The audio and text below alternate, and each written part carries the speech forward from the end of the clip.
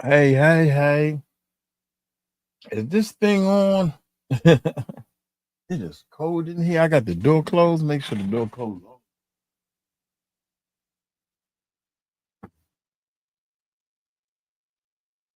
Hey, y'all, they saying that it's gonna get cold out that Mickey Flink. It's about to get cold out there. What's going on? Um, uh, uh, uh. It's about to get cold out. When it's cold outside, I got the month of May. Hey. Grandma D, how you be? Shout out to Mr. Tobias.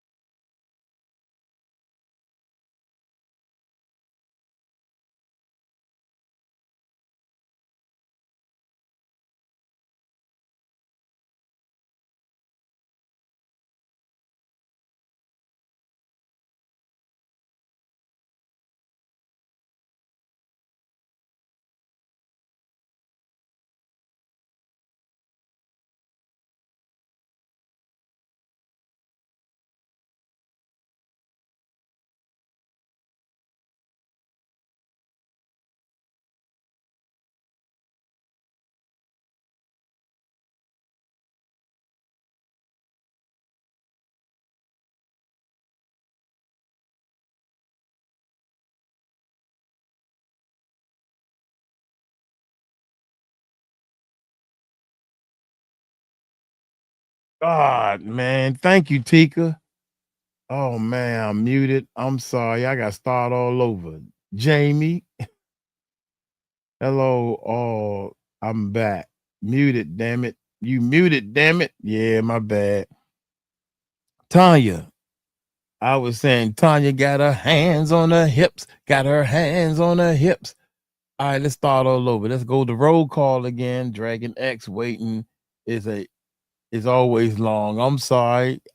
Tahir told me that y'all was waiting. It's cold in here. I didn't know I was muted. Yeah. Okay. 1 2 1 2 1 2. Y'all can hear me now, right? Sharon. Oh my god. No volume. I'm glad Tika put all them red explanation points up there. That's you gotta yell at me. No volume. It is cold in here, but it's warming up quick. Check it out. Check it out. Check it out. What did it say? I've been trying to run a TV channel live stream playing truth docs and lectures. Yeah, yeah, yeah. It's hard to keep the people attention. Here is Mike's email. Yeah, definitely. Um, yeah, hit me up, man. We got a YouTube course and teaching people how to do things. Grandma D, how you be? Rocking the mic so viciously. Howdy with the bias saying howdy. Diggle Tanya, Miss Beautiful. Miss Beautiful got on the shorts and she got her hands on her hip. She got her hands on the hip. She got the hands on the hip.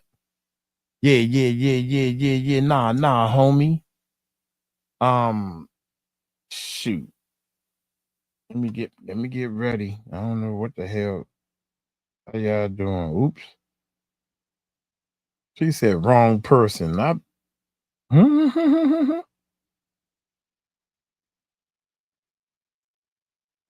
Mm. Today we're gonna be talking about um uh-oh. My man, keep doing your thing. Renard Crockett.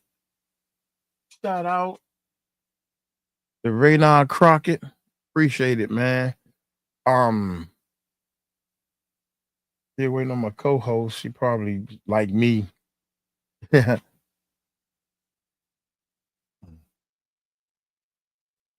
Smash that thumbs up. Thank you, the bias.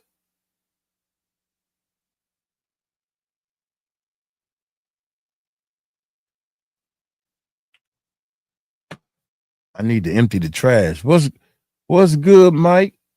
Um, baby raspberry. What's good, Mike? Man, like 5-0. You a cop. We need all the help we can get. Facebook. Oh, we on Facebook too? Is that what it is? Yeah, we on. Oh, my bad. Mike, you are live on Facebook also. Uh-oh, we fired. Yeah. Oh, shout out. Okay, we live on Facebook too. Cool. That's cool. We My phone just started flickering, man. Yeah. Nah, homie. Mike, you're blowing up. You know what? Hey, you finished to here? Or you cause right now I'm not driving, y'all, to here driving. You know, when somebody else driving, okay, I think he gone. Is he gone? Yeah. I got you, homie. I got you. Um, Not blind. You know I don't see you. I don't see you, not blind. That's a terrible joke, y'all. That's a corny joke that I only laugh at. Hi, everyone. Just popping in for a minute. Yes, do you, Mike?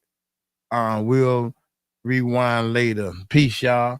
You go, Miss Blind. I don't see you. Please hit that subscribe button. Y'all come to the people that's on Facebook. Please come to YouTube. Go to the Music Recording Network live. Hit that subscribe button. Hit that bell and all that type of stuff. Elizabeth. All right, Mike, you're blowing up. This is my buddy right here. Hey, Jamie, how you doing? We always say what's up to everybody for a minute or two. That's cool to hear. I like that. You know, um, Diddy just hit with another lawsuit. What? Elizabeth, don't say that. Well, they gonna keep coming, man. Them lawsuits is gonna keep coming on this dude. And word is bond. Bond, bond. Can't make bail or bond. I'm good, Miss Beautiful. Yeah, she said. Jamie said, Mike's a big flirt. So I'm trying to get bigger than what you think with flirting with Miss Beautiful. I like to see. Yeah. I don't know. I like women hair for some reason. I don't know. Be right back. See you later. Bye. No. um, Honest. Yeah, I feel you. I feel you. You got hit with another lawsuit. Um, to hit, did you pull up the Jaguar right, Ali Carter? Yeah, you did. You did already pull up the okay. So this is a 40-minute video. Let me see where my people's at. Where my dogs at? Arf, arf. Where my dogs at? That's my buddy right there. Anyway, Wanda, hi Mike. Check email from Oz, please. Let's see. She said, check the emails from the eyes, please. Oh my God. Oh my goodness. Wait a minute. I don't see no eyes. Star. You're a shining star. Yeah. Wanda Thomas. Hello, Uncle Mike. God dog. We going, yeah. I don't see from eyes, but let's see something. Wanda Thomas.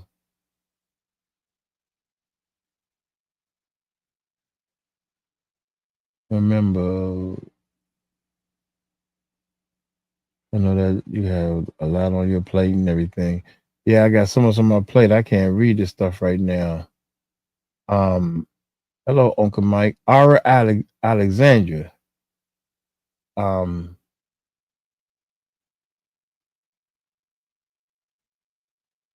First of all, it's my honor, sir.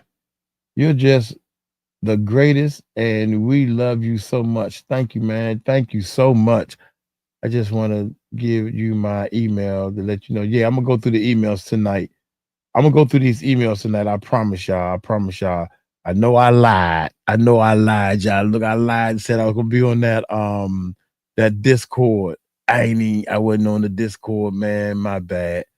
Yeah, I ain't even touched it. Good to see you, Mr. Mike. Yeah. Diane, shout out to you. Shout out to you. We are ready for Allie. Yeah, me too. Me too. Wait a minute. Hey, Mike, good evening. Yep. There she go. There she go. That's what I'm just saying. We've been waiting on. I'm just saying. I'm just saying. I'm just gonna go ahead and throw the invite in the chat like I normally do because that's faster. Oh, did I copy it already? Yeah. So we can get started. Yeah. Mother bird. Mother bird. Mother bird. Mother bird. I said it's Mother bird. How you doing, Mother bird? And my main man, Paul Me's World. Shout out to Paul Me's World, man. Brittany, Uncle Mike, and fam in the chat. Brittany, you are late. Did you bring a note? You brought a note? Because the last time you was late, you didn't bring a note, Brittany. I got you, dear. Oh, shoot. What she do? Did she leave? No, I'm here. Oh, okay. What's up? What's going on? The link you sent me earlier, I clicked on that. I've been sitting there since 4:45. No, I said, yeah, that's the link to the live. I mean, not the get on. I don't know. You sent me to the wrong StreamYard. I've been sitting here early waiting on you. I'm like, boy, you taking forever. How come you show this thing? Look, you are showing up on the live stream, but I can't see you here. What is going on with this thing?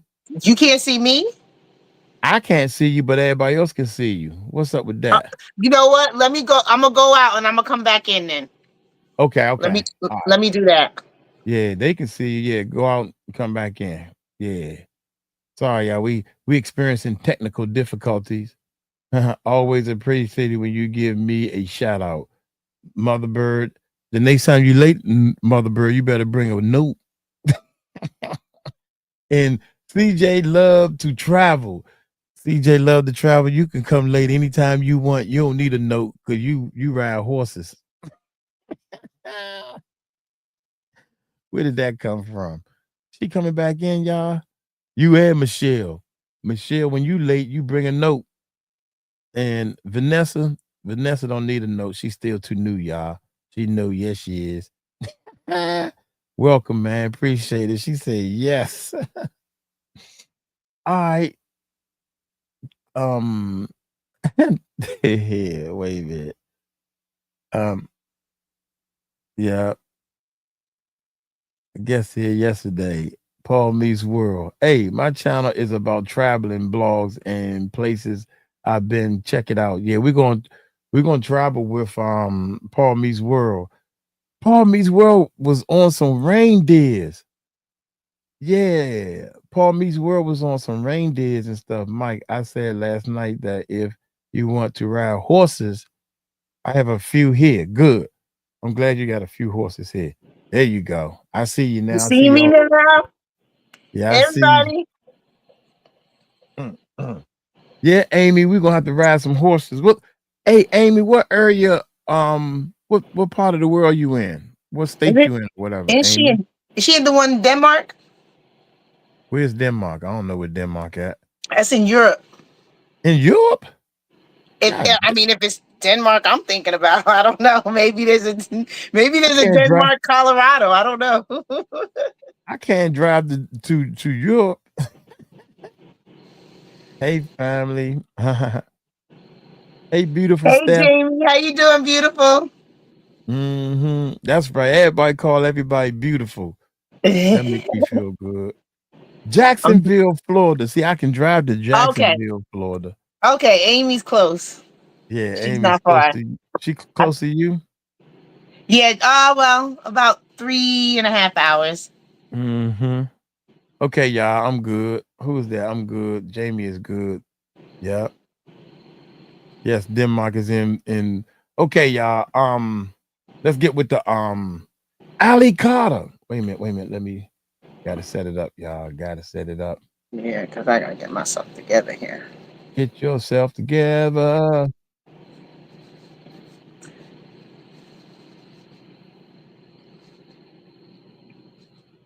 Is this thing When running? Demi first began her relationship with Ashton, he and Diddy were basically joined at the Hold up. hip.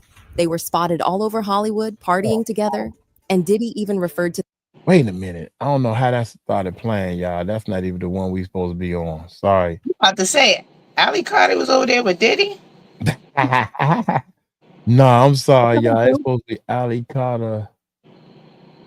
That's revealed. Ali. Yeah, here it is right here. All right. Ali Carter explains tunnel. I'm gonna give him a thumbs up. Oh, okay. So she's talking about tunnels. Okay. Right. Have you heard anything about the tunnels and stuff? I mean, I've heard about them, but I haven't heard. I don't think I've ever heard her speak about them, but I have heard about them. Thank you, Jamie. Jamie, sit down somewhere. You don't. Now I'm just playing, Jamie. Thank you. Yeah, most definitely. Yeah, I love your hair. Let me see. Let me see if Jamie blind. She might be. Oh, not. Yeah, it is beautiful hair. You go, girl. Thank you. You, you like my Ali hair too, Carter. Ali Jamie? Carter. Tunnels. Yeah. Jamie, you Yeah, like my listen, hair too? there's nothing wrong with your bald head. Bald heads used to be in back in the day. I mean, I don't know when they went out, but Yeah, but it's hair. It's hair. you I can. you trying It's to hold on to what's It's hair. It's hair somewhere. Nah. I'm about to say because I don't see that one, but I gave up on trying to hold on to the hair. I gave up on that, boy. Oh my. Okay, y'all, check this out. Check this out. We like to have fun and stuff and everything. Try to bring ball is beautiful. um Ali Kala got a beautiful beautiful hair. And I don't know who she talking to, but hey, we're gonna get into this video and feel free to jump in and say something and say pause. Well, don't say pause, say stop. Pause is that anyway. Check it out, man. Let's let this bad boy run a little bit. Without any further ado, let's check this bad boy out. You know what I've heard you talking about, and just before we even get started, I admire your courage in coming forward with this information. Thank you. Giving a voice to so many people. Oh, the echo's back, Ali. Oh no, we're all right. So I guess I'll introduce what I know about you, and then you can get further into it. So you were a child that was by your own mother given up to authorities for sexual acts. Yes. My bio mother was always involved and dated the authority that was around me, whether that was a principal, a campus security guard, a doctor of mine, someone on a child protective services case, and that includes a chief of police that was coming into my room at night when I was 13, 14. How young were you when this started? CPS reports say that I was 3 months old. I remember as far back as to when I was 4, the first time that I was in shock from something that happened to me, the first time that it was just too much for me to handle. And at that time, I didn't know it was so much that was already in the family. And I was always told, what happens in the family stays in the family. We were always taken away from certain people if we talked too much. So there were so many things going on within the home from her and other people in the family doing so many illegal things, besides doing things to their own children. So it was something that I became very I always felt there's something wrong, but I was always told it was normal what was going on. But yeah, I was about 4 years old the first time I was assaulted, raped. I was with my babysitter, and this woman as well had many connections to what I call my surrogate. I don't call her anything close to a mom. I have a real mom that I'm adopted by now, but I don't call her anything close to a mother. But she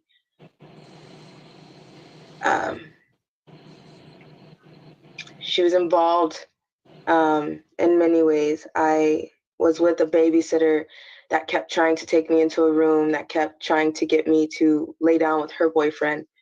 And that's the one day that I remember fighting. I remember screaming so loud. I thought I was 6 years old, but looking back into legal documents, I was 4. And I remember after being hurt, I was locked in a room and I was beaten because I was fighting. And then I was put outside to sit in a driveway for hours because I was told it was my fault. After that, it was taken to court. It was the first thing that I remember that was taken to court because the bruises were so bad. Everything that happened was so bad that it had to be. And the court case, I remember sitting in the courthouse, and I remember her losing the case and it being my fault that something happened to me. So, from there, things continued, and being 4 in a court case and not knowing why you're in trouble for somebody hurting you.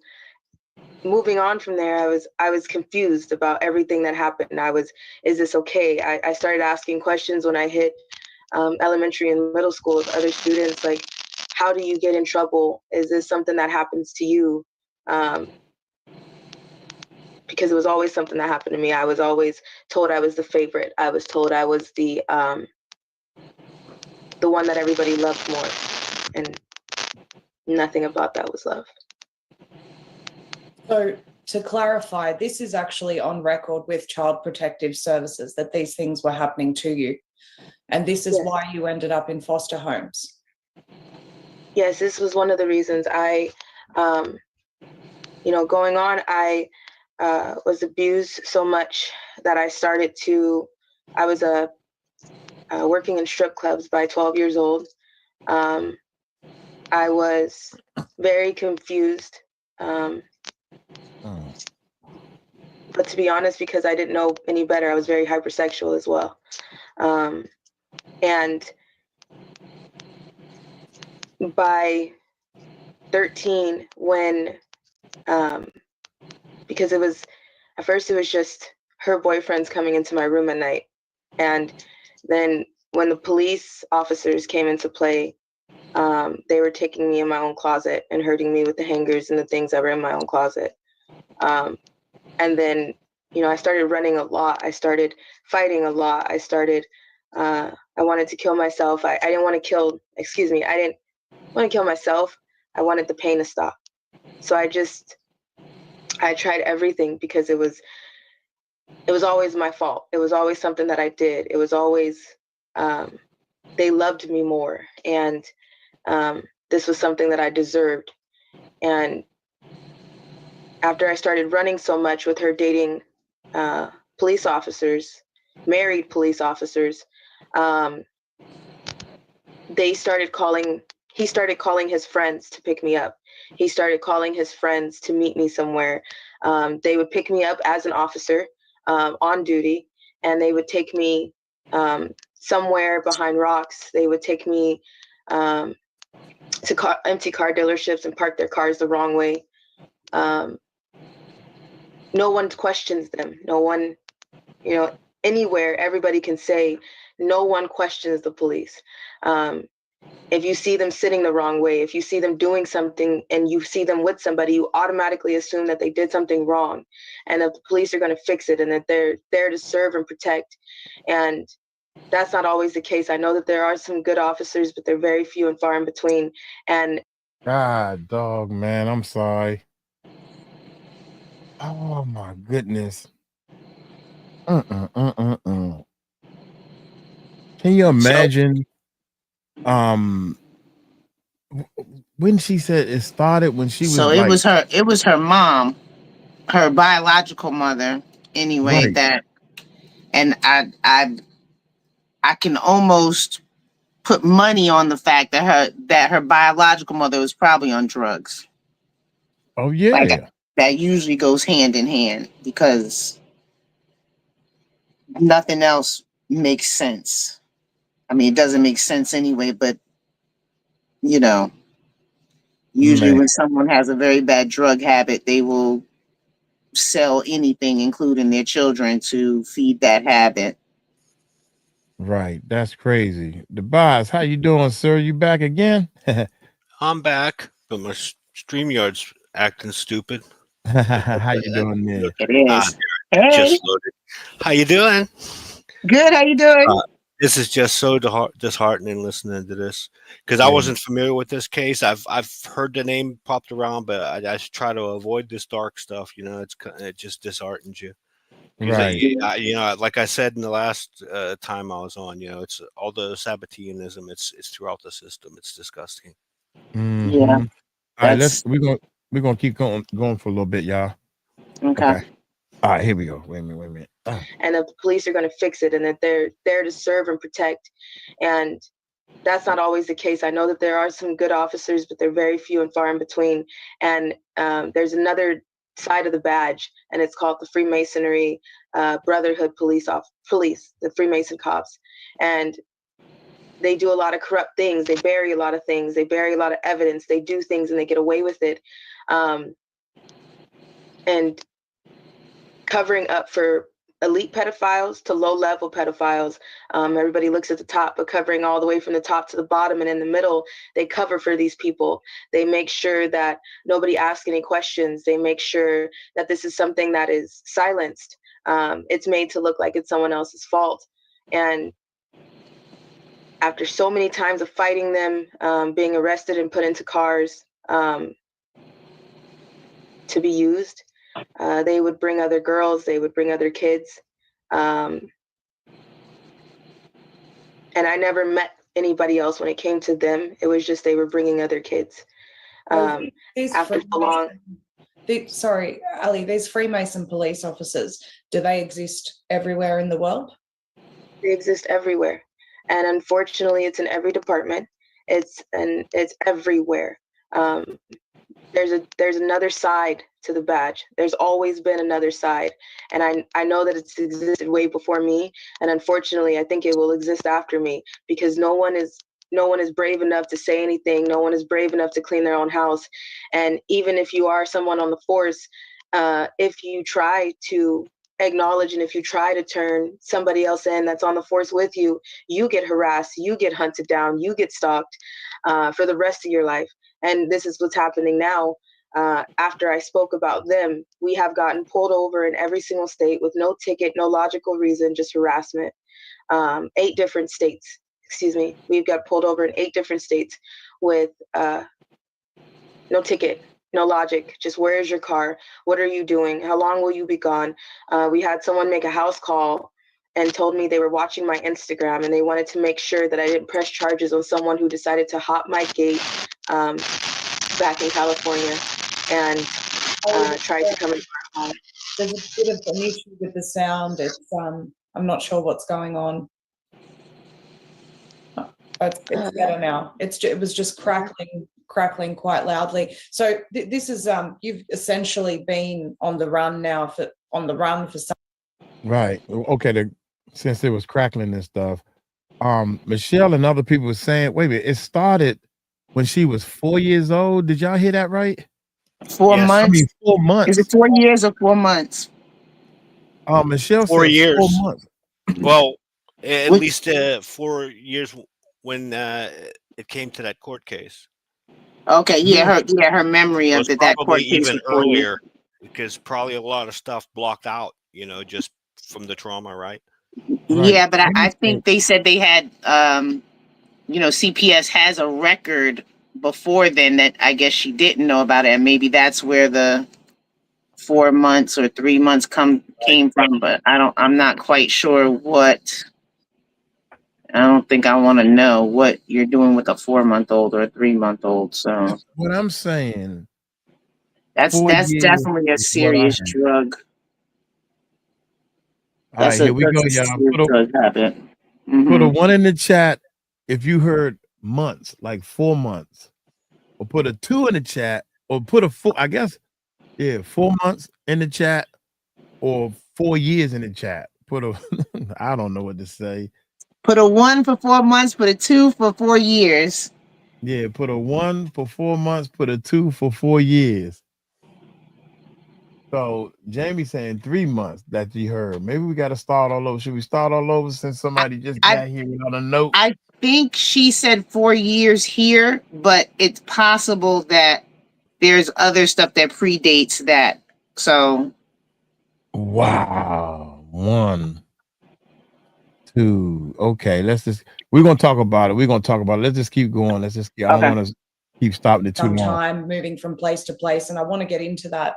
But I want to ask you, so these corrupt police officers, these Freemason police officers, the other side of the badge, is this the reason why the abuse continued when you went into foster care? Because essentially, from what I know from your story, the abuse didn't end with your mum.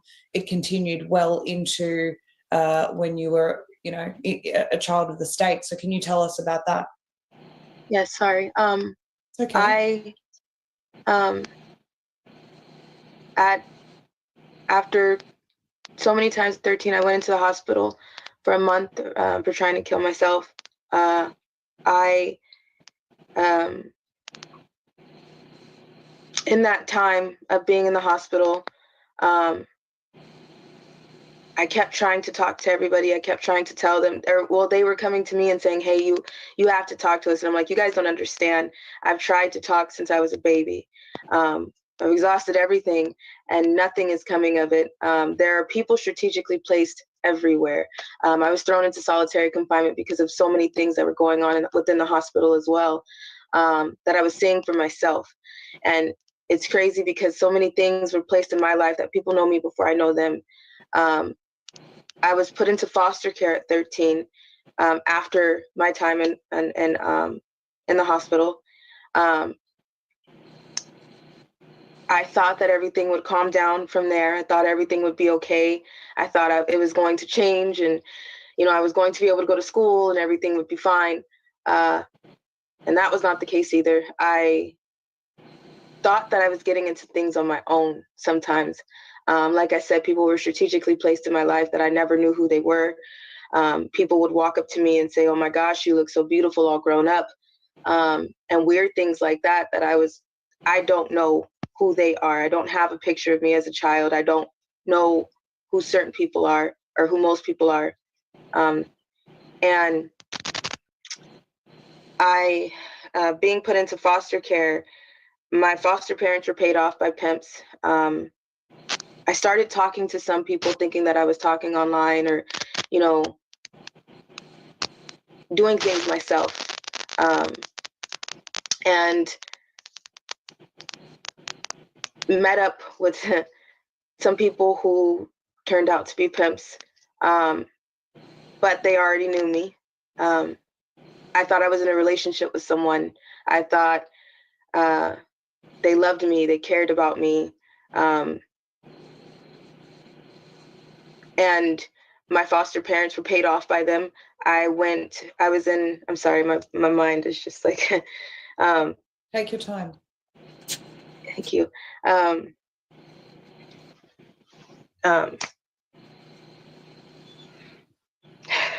Sorry. Don't be sorry.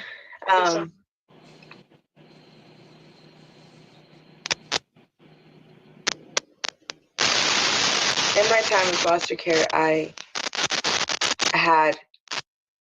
was in foster homes to group homes that I lost count. I went to 19 high schools in 1 year. I never stayed anywhere long enough to have a home, longer than 2 weeks to a month. At one point, my foster parents didn't speak any English. I was put into homes with teenage male siblings, foster siblings. I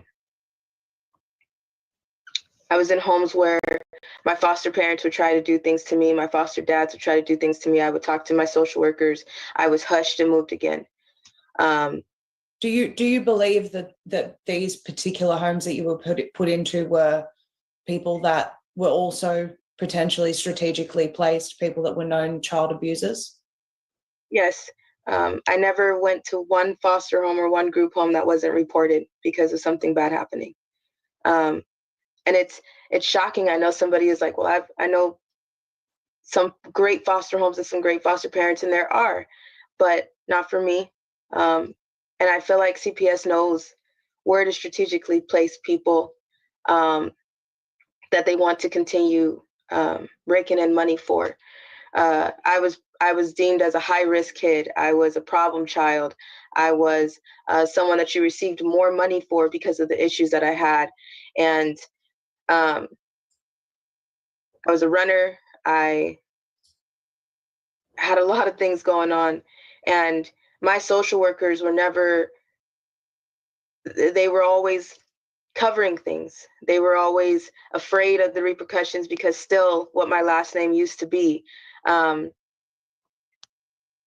So they were complicit.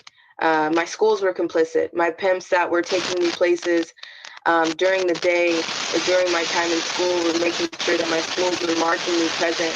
That automated Sound issues again. I don't know what it is, Ali. It keeps happening. It's like a really loud rustling. It's gone now. It's gone now? Yeah, it just keeps happening. I'll let you know when it happens. Okay, it's weird because it's not happening on my side. Okay. Sorry. Yeah. So there's an automated that calls home for schools and to tell you that your student may have been tardy in class or absent. And I was in schools where I was strategically marked present, even if I wasn't in school. I was able to go back and forth to school sometimes. So some days I was sitting there, but my teachers were bullying me as well. My teachers knew about what was going on. My teachers tried to participate in the things that were going on. They felt like if somebody else was hurting me, it wasn't a big deal if they take part in it. And from what I Wow, understand, that's crazy. From what That you've is said crazy. as well, that some of these teachers facilitated in you being trafficked, which is what started happening to you. Underground tunnels leading you to different places. And Yes. you're saying teachers facilitated this process. Yes. Could you talk about that? My major high school, one of the major high schools when I was 15, Carter High School in Fontana, California, was marking me present. I started trying to speak to guidance counselors, to my teachers, trying to tell someone, hey, can you guys help me? And I remember a guidance counselor that tried to speak to the SRO, the school resource officer on campus. And the school resource officer's response was, I know this person. I know the pimp that I was with. He kept saying, you know, I talk to him all the time. I'll just fix it. I'll just talk to him. After my guidance counselor turned in pictures, tried to call my social worker, was talking to my mom that adopted me now. She was suspended and then eventually was fired without any reason, and someone else took her place. There are underground tunnels that are under the schools, elementary, junior, and high schools all over the place. They exist everywhere. You've been in I'm them. sorry? You've seen Yes. these, been in these? Yes. Where did Yes, they lead? they lead to amusement parks, they lead to hospitals. cemeteries, schools, celebrity homes, psychic shops. They lead everywhere. You mentioned in one of your previous interviews that it's like a whole other world down there. Can you Yes, describe it to us? What happens down there? Yes, there's every means of transportation. There's every walk of life. There's cities. There's different air supply. There's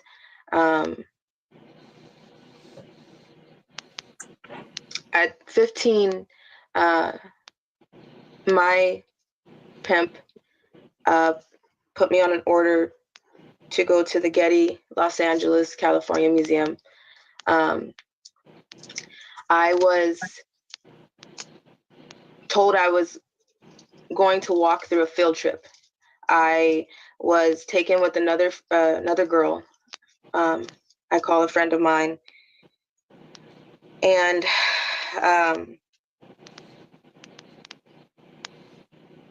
we were put in dresses and sandals. We were taken in a sports car. We're not taken in a sports car. We pulled up to the museum in a sports car. We were told that we were trying to give a different appearance. So we were walking through, I remember walking through kids. I remember walking in and seeing school buses. I remember walking in and seeing children and chaperones through the museum. And I remember people staring at us as if it was as if we were somebody special. We walked through the museum. There are, employees that know exactly what's going on in the museum. They block the doors. They know where the entrances and exits are. They take their orders from someone else when someone is trying to get underground through the Getty Los Angeles Museum. I was walked through. I remember taking stairs, going through a garden, taking an elevator. I was drugged, but I was walking. There are many situations in trafficking where you can be alert. Some of my pimps did not let me see where I was going. Sometimes I was so drugged that I was carried into a job, dressed, and then placed in a room and waiting for my order because I couldn't move myself. So at this time, I was able to walk. I was able to see what was going on. And I remember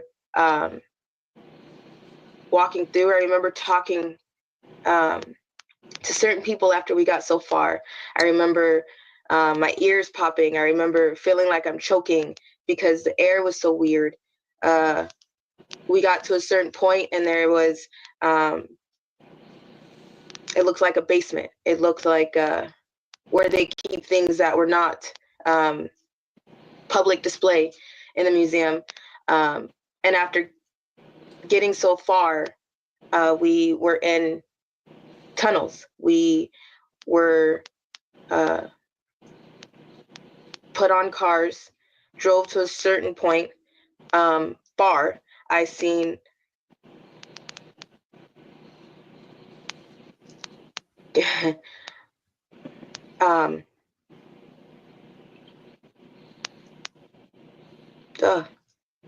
I seen cars, boats, there's trains, there's buses, there is every means of transportation under the ground. There's a city under the ground. There are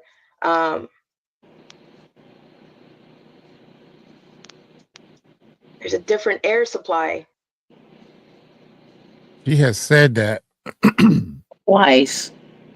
Yeah, she said on another video and everything that she keeps saying there's all types of transportation under the ground. Mm-hmm. So I mean, I'm not saying that she lying or anything, but Jesus Christ, you only see stuff like that on the movies. It's like Yeah. if it's a boat underground, that means there's a lot of water underground. You know, trains. Yeah, I mean, outside of the boats, I can see everything else because I think about the New York City subway system, which is Right. mostly underground. And these are trains that are underground, and you can And have trucks down there and you can have cars down there because, yeah, they go down there to, fix and do stuff. So I can understand that concept of it. and Now, is it possible they have water that backs up in there, like, a river or anything like? Because yeah, for a boat, you have to have some sort of right. water that And goes Denise, through there. yeah, Denise is saying that I heard the tunnels are everywhere, all over in all countries. I heard that too. I was like, I cannot believe. And Ron and his channel, they started. Oh, Mike, yeah, you got to see that. So he started pulling up videos and showing me. He said he's gonna send me some videos he never did. So we're gonna have to hunt that down. I'm really interested in this tunnel thing because I think that's the first way they are moving these kids and moving people around through their trafficking, because Yeah.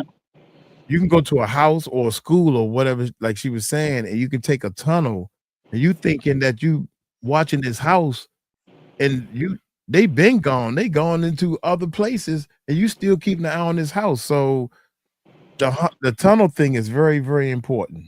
Yeah, I think the one thing that I've heard, and the reason why I kind of believe this is, from what I've understand, what they've told us about World War II was a lie.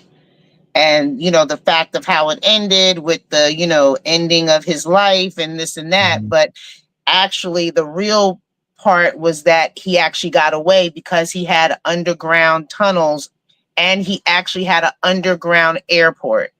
And so he had it to where the runway was underground and ran underground. And by the time that the plane took off, it was up and out. And they say that's one of the ways that he escaped and then went to, I Who think it escaped? was Who escaped? VD, the man that caused World War II. I don't want You to said say him. Pete? the mean What's his name? mustache man. Huh? The mean mustache man. Yes, the mean little mustache man with the Okay, I know ulcer. who y'all talking about. With the Who we ulcer, not yeah. right? But We But not. I want to, before I forget, VB, I wanted to address one of the things you were saying about underground rivers. As a kid, I grew up rural Pennsylvania area, rural Pittsburgh mhm. area, and I used to go spelunking in the old closed mines and stuff, and I've seen Mm, underground rivers. so like, I guess, was it Pennsylvania, West Virginia has mines over there too. So I wouldn't be surprised if they could back it up. But I mean, underground cities is not new. That's how, they said in Vietnam, that's how they won Vietnam, because they were, dropping on them, but they were under the ground. So they weren't, Yeah, and they phased say by it. So, with the movies and everything. All right, let's Honeycombs, keep moving. I'm Japan, sorry. same concept. Yeah. hmm. All right, let's keep moving. Let's keep Boats. moving. God, this is crazy. There's trains, there's buses, there is every means of transportation under the ground. There's a city under the ground. Um, there's a different air supply that kicks in after you get so low. And who goes down there? After getting down there, I talked to a few people. I was able to meet celebrities, actors. I'm not a person that knows somebody just by name or by face or right away. I was somebody who remembered somebody from a movie or something like that, or something that they did. I was able to speak with somebody that was so cocky, and I remember telling him, I know you from Look Who's Talking. That's all. And I remember everybody laughing at me because I was 15, and I'm like, the only thing that I know you from, John Travolta, is Look Who's Talking. I know there were many comedians, Kathy Griffin, Robin Williams. I was on an order for Joe Biden. I was taken to somewhere where there were there was an orgy party. There was a contest going on.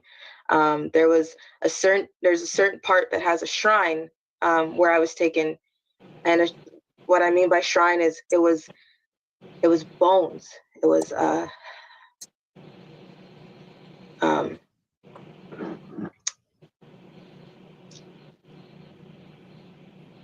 things that have happened to other people. They take shrines. They take like a trophy, whether it was a ripped shirt, panties, hands, pieces of flesh. There's a smell that you can't even flinch towards down there. But you will. There was shrines. Are they used for any type of rituals? Yes, they're used for a lot. I'm so sorry. I don't know why I'm like not talking right. I'm sorry.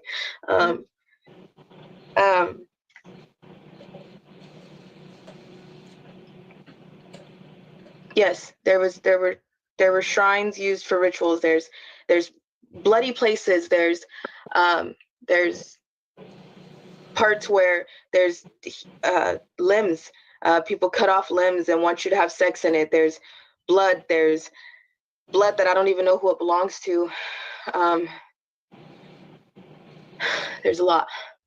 So hang on. So someone like the people that you've named are here at these shrines where there is human flesh, bones, human body parts, and they want people to participate in orgies in amongst all of this human blood. Is that a satanic ritual? Feces? Is this a satanic ritual that they are participating in? Yes. Yes, there's people who want to, there's people who have sex with animals, dead animals. I was taken and told that I had to give a blowjob to Biden. So Joe Biden was there at this shrine. Mm-hmm. Something happened. I don't know what happened. I was down there for a while. There's certain people that you don't talk about because you just don't. There were certain people that I seen down there, from Beyonce, Jay-Z.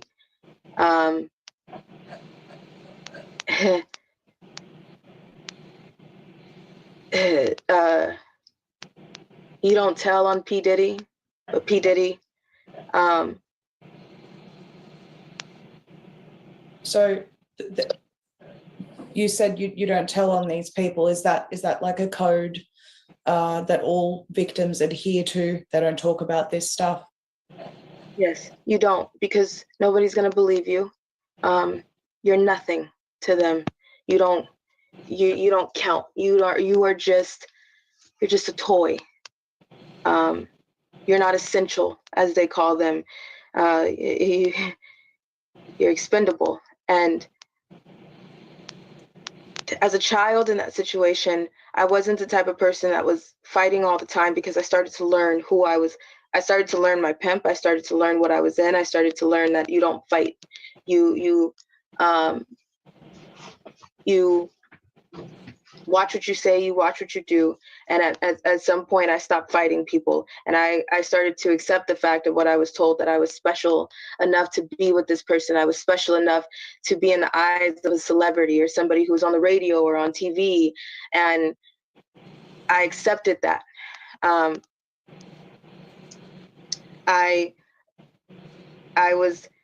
While I was down there, there was something that happened. I don't even know what to call it. There was something that sounded like an earthquake, something that sounded like people got into a fight.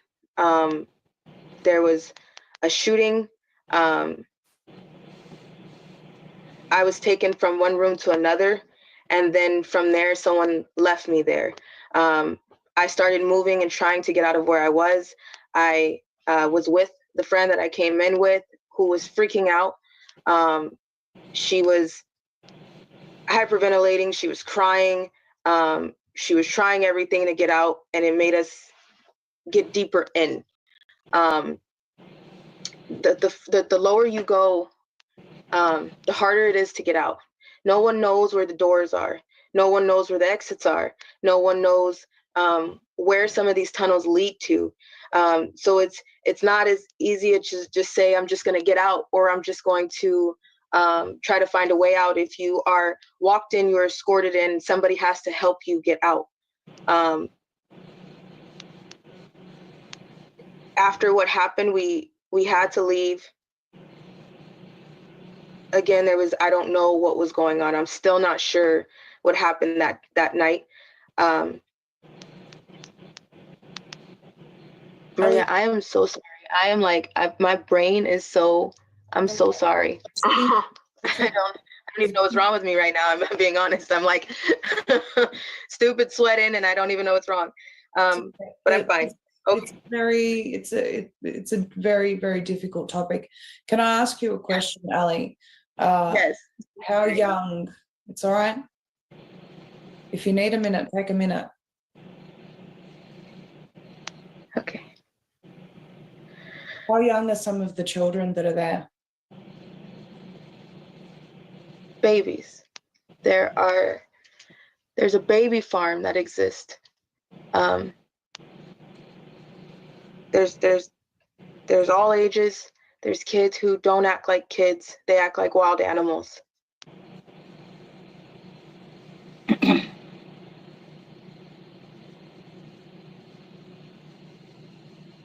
Did you pause it, Mike? I can't hear you. I forgot. I found a new mute button. I'm thinking that this when I mute over here and I forget. So now I'm gonna try a new mute button. If there's a mute button, Mike will find it. So I found a new mute button. I thought maybe if it's in my face, I could tell that I'm muted. But this is the part that's really, really bothering me right here, y'all. This is when you're facing defeat, because if there's a baby making farm to actually produce kids to automatically go into trafficking, that's gonna be hard to whip. If they it sounds like she was part of it, right? And her mom made her to be into this trafficking thing. That's what it sounded like to me. You know, I could be wrong, but you know, her mother, like you said, may have been, you know, allegedly been on drugs, allegedly got pregnant and didn't mean to get pregnant. Well, the pimp said, well, let's have the baby and we can, especially if it's a girl, even if it's a boy now these days, you know, they don't care. So yeah. I feel for her. Yeah, I definitely go. So I feel for her. It's sad. So I'm gonna back it up a little bit, y'all, because I just how young? When she said, if you need a minute, take a minute. Yeah, take a minute. Okay. How young are some of the children that are there? Look at this. Look at this. Babies. There's a baby farm that exists. A baby farm. How can you? It's a baby farm when they raising the babies that don't even. They like animals. They don't speak. They not even. They don't know nothing about school, play or recess. Teachers. They don't know nothing about this. All they know is somebody's coming to fondle me, and that's all they know. That's sad, man. That this type of our life exists, and then you have that type of life that exists for people that don't even they ABCs and math and social studies. They not even going to be introduced to anything like that. Isn't that crazy? It's kind of like a Truman Show kind of reality. You know, that's the bookmarks of their world. Did you know that was based on a true story also? That movie Truman, I found that out. I said, "Oh my God, come on, man. That's a remake of a true event that happened years ago." Man, okay, let's keep going. Let's keep going. There's all ages. There's kids who don't act like kids. They act like wild animals. They hiss at you. They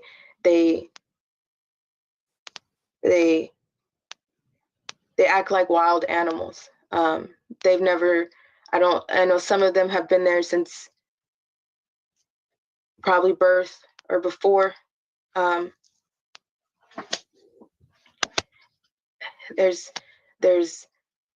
children of all ages. There's people who have been there since they were babies, but they're adults now. And how long do they stay there? Till what age? I don't know. Till whatever happens to them happens, and whatever their time is. There's baby farms that exist under like wild animals. They've never. I know some of them have been there since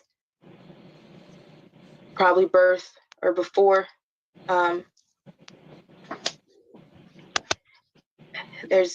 There's children of all ages. There's people who have been there since they were babies, but they're adults now. And how long do they stay there? Till what age? I don't know. Till whatever happens to them happens, and whatever their time is. There's baby farms that exist underground. Your hospitals are complicit in giving babies to baby farms. And when I say, I'm talking newborn babies fresh out of the hospital, that people take pride in raping, having sex with, hearing their bones crack, eating, using them to participate in rituals. I've seen a lot of things, and I've seen a lot of my friends die. There's so much that goes on. There's so much that goes on. And it's not so these particular things that you're talking about now, these extreme horrific acts, this is reserved for the elites. Is that correct? Yes. They get away with eating, beating, torturing, buying children from many places, and it also feeds their career. Selling your soul doesn't necessarily mean selling your soul for money. It means selling out for things that you're willing to do, things that you're willing to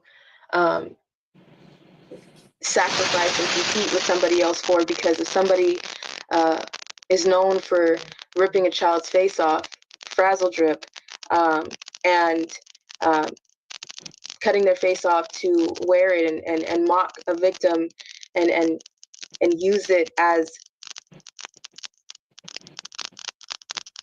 a dedication to what they call their God, then people compete with that. Everybody is competing with that, trying to do something equal or worse. Are they open about who their God is? Sometimes. Some people will act as if they're a Christian, will act as if they're everyday religion that so many people. We're having sound trouble again. There we go. That's better. Sorry, go on. Some people act as if they're a Christian. Yeah, some people act as if they're Christian or other religions that we all know of, but majority of them pray to someone called Baal or Satan. They give back to Satan. They dedicate to Satan. I was dedicated to Satan. I was buried alive. I was saved and told that I had to give my life to them because they saved me.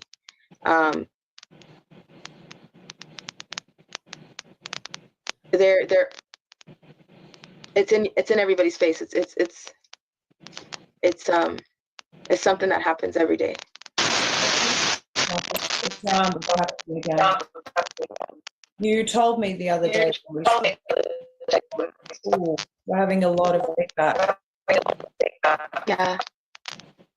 Can you still hear me? Yes, I can. Yeah, the stream's not really. Look, I don't know if it's like interference, Ali, or what's going on, but I'm having trouble now.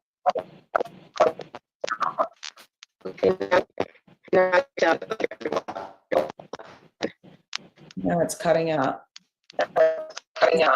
Potentially for internet connection.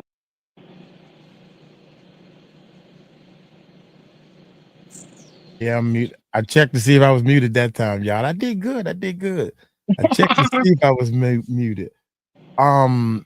Hey, I would like to talk to you. Tiny. Yeah. Tiny.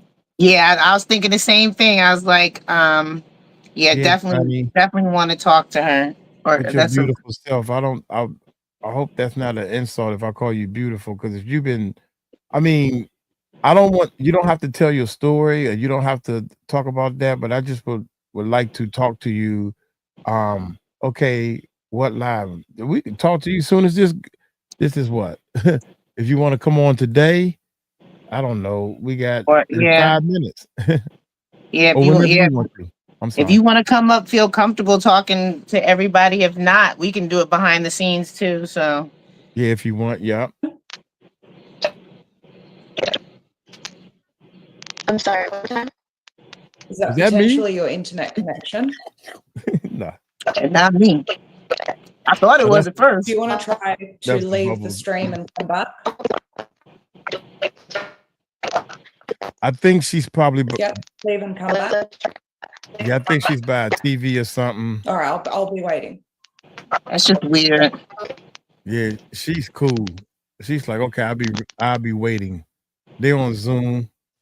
Well, everyone, while Ali's trying to sort out the stream, hopefully she can come back in. I know that this is incredibly difficult for a lot of people to hear. Ali says that she has evidence for this. However, she's had difficulty with authorities actually taking this on board and doing anything with it. She's got reports from the Child Protection Service. She's got photographic evidence, she says. But the problem is that the thing, as I'm sure you'd understand, the things that you're hearing are of such a shocking nature.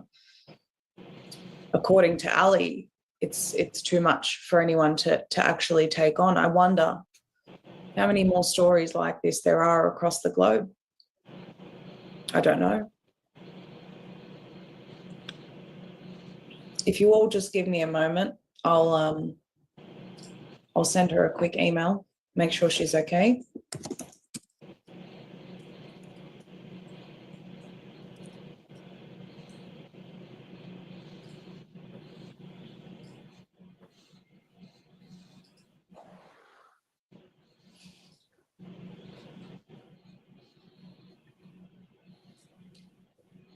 As I'm waiting for Ali to come back, I've read through some of these comments. Which country has Ali's story taken place? Well, most of this has happened in America, though, provided she's able to come back and join us. There is a lot more to her story. Someone else is talking here about the fact that they've known someone who worked in these rings between Russia, Syria, Philippines to Syria, Syrian government officials. It's very real. Someone else saying these things that you're talking about are unspeakable, and that, you know, it's being spoken about as plainly as regular crimes. Well, the questions have got to be asked in that way, because there are a lot of people that may not.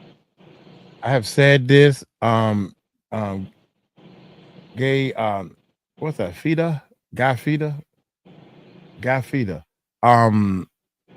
I have said this. I have said this because I heard 3 or 4 people say this.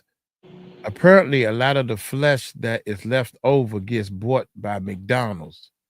They even tell some kids this secret and take them to McDonald's after the black messes, the black masses. Massive. Yeah. There was a guy I saw something on, I don't know, Instagram, you know, the quick stuff, Instagram, TikTok, all that stuff. And the guy had said that this is an older foreign guy saying that y'all have a lot, the United States has the most people, little kids missing. Y'all know what we doing? We taking their body parts and we chopping them up, and all the leftovers, we grind them up and sell it back to y'all, and y'all eat it. We tell y'all this and y'all still eat it. That's what he said. That's exactly what he's talking about. That's what he said. All right. I'm glad I've been a vegetarian since '87. I'm telling you. Yeah. And they That's said terrible. they can't even call it McDonald's anymore. I mean, they can't say two all beef patties. You know. That's terrible. So we got see, where's the name, man? I can't even see the name. Tiny Titch. Hear me? Hey, Hi. Tiny Titch. Welcome. How you doing? Wait a minute. Let's see how this is going to end first. Necessarily Wait a minute. Hey, believe the can you story. hear me? People that, you know, Yes, we can hear you. Hello, Sherry. Let's get to the end of this. It's 3 more minutes. would doubt stories like this. Hello, Don. Someone else asking if I can please ask Ali what she would like to do, what she would say to those who don't believe her story. Hold on a minute. I've got a bit of lag going. Okay. Ali's not getting back to my email. I wonder what's going on here. Yeah, I think this is over. There we go. All right.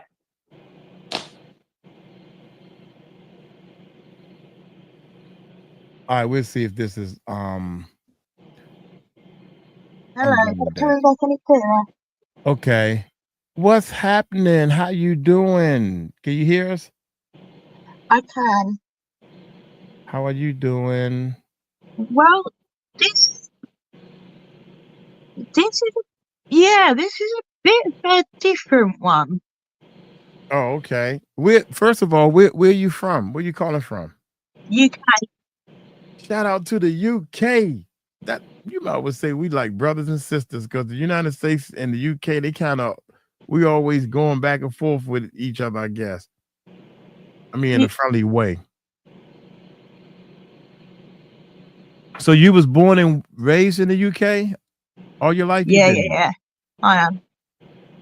And wow, so this is going on in the UK just as bad as in the United States. Missing children, people being trafficked, and all that type of stuff. Right? Am I right, or what do you think? I can tell you from personal experience. Yeah, you want to tell us? Our version of CPS. They are involved. Who? Say again? Police are involved. Who's involved?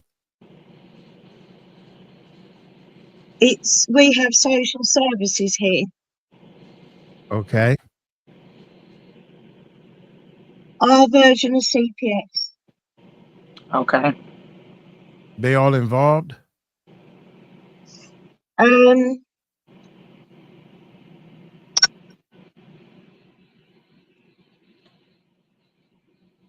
They were involved in my trafficking. So how long have you been safe? Are you safe now? 100%. 100%. And how long have you been safe? Like, how long ago did all this happen to you? It was planned before birth.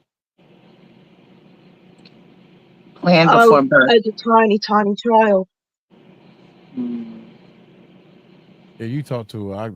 Can you So want to she ask? said it was planned before birth, so when she was a tiny child. So are you saying it's similar to how Allie Carter seems like she was born into it and kind of like bred as a I don't want to, you know, demonetize anything, but bred to be in this type of situation? Hold on. I've got too many voices. Two seconds. Hold on. Yeah, Tiny, y'all. This is. Ooh, that's maybe I should have put the picture up there. She don't. Well, she don't want to show her face. She don't want to show a video, but I'm pretty sure she don't mind showing her picture.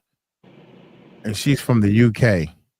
I'm sorry, Murph. I got so many people on. Murph is sitting behind Yeah, stage. the picture's fine. I just won't go on video, darling. Yeah, no problem. Okay, thank you. So this was something that started off when you were a child.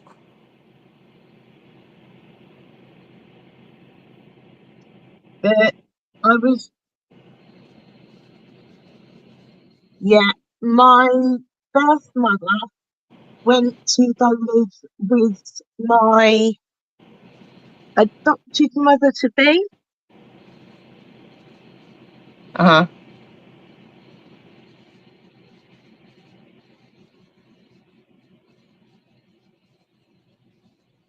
So did your birth mother have some reason why she couldn't keep you? Was it some type of situation where you had to be She was adopted, young. or I'm sorry, say that again? She was just young.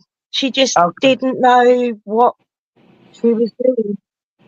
She just Okay. didn't So know what she was doing. She was just young. okay. How old you think she were? How old around? How old is too young? I think she was. I think she was 15. My birth mum when she had me. 15. Okay. Mm. Wow. Maybe we. No one knew till she was 7 months pregnant. So the first memory that you have from this experience is at what age for you? I remember very, very young. And how old are you now? If we I may just turned 40. 40? Yep. Your picture look like you 16, girl. So what are the things that you feel like people didn't notice when it was is this the same situation where it was happening in plain sight, or was it more hidden for you? Um,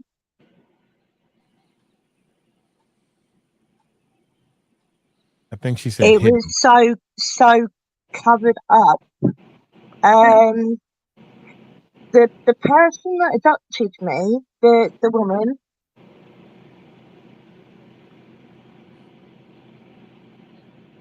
So it was more of a secret with you. So is there anything that you can share with us as far as, you know, regular people on the street? Like, is there anything that we can look for, any type of signs that shows that,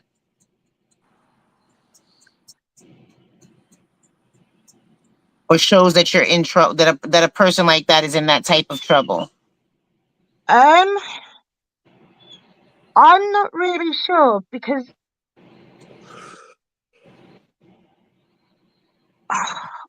I don't know how to explain it. I try. It's a bit. I don't know how else to. I I hear it in a voice. Okay, I Do you know? understand. Do you know what? Do you know what, lovely? You've made a massive step by just getting up here and just I'm speaking what you've shaking. spoken. Yeah, yeah. Absolutely. And I'm just going to say to you now, everybody here knows I'm a psychologist, and if you want some help, it's totally free from me. So just get in touch with Mike. We'll put the email up. Get in touch with Mike, and Mike will pass you my phone number. Yeah, please. 'Cause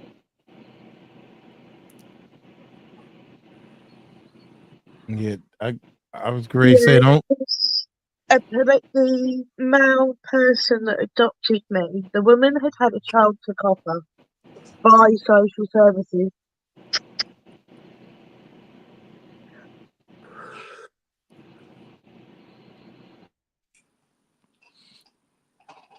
And because her husband was a police officer, pillar of the community, somehow they were able to adopt me.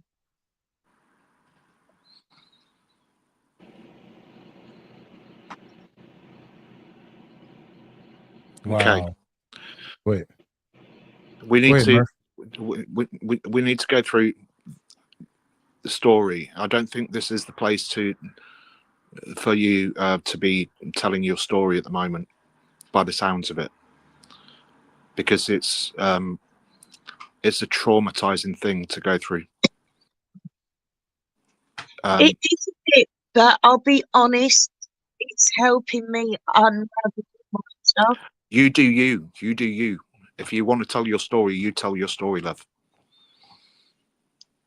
Yeah. No matter what, if you tell your story, people like Murph and I, Stephanie is here. We're new at. All we want to do is help. We are new at helping, so you are helping us to help you or help other people. Is that fair, guys? Is that fair to say? Yeah, absolutely. Murph is the expert here. And don't feel any pressure. Like I said before, if you want to take this offline, we can definitely take this offline. If you just want to speak with one of us, that's fine as well. But you're welcome to stay, period. Don't stop watching. I see you. I see you in there texting and everything. Yeah, definitely. Yeah. Don't log off. Don't log off. I think I'm going to check out for tonight. Just on me. Okay. I'll be in the chat. Make sure they've just we've put the email in the side chat. Just get that email and send an email to Mike, and Mike will pass you my phone number. Right. I don't want you to feel pressured. Right. Ever again. I mean, from this point on, No, you don't. thank you for letting me come on. Thank you. You can come on when you want.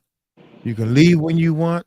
I don't want you to ever feel any pressure in life. If you feel pressure, you let Murph know, and he'll beat me up.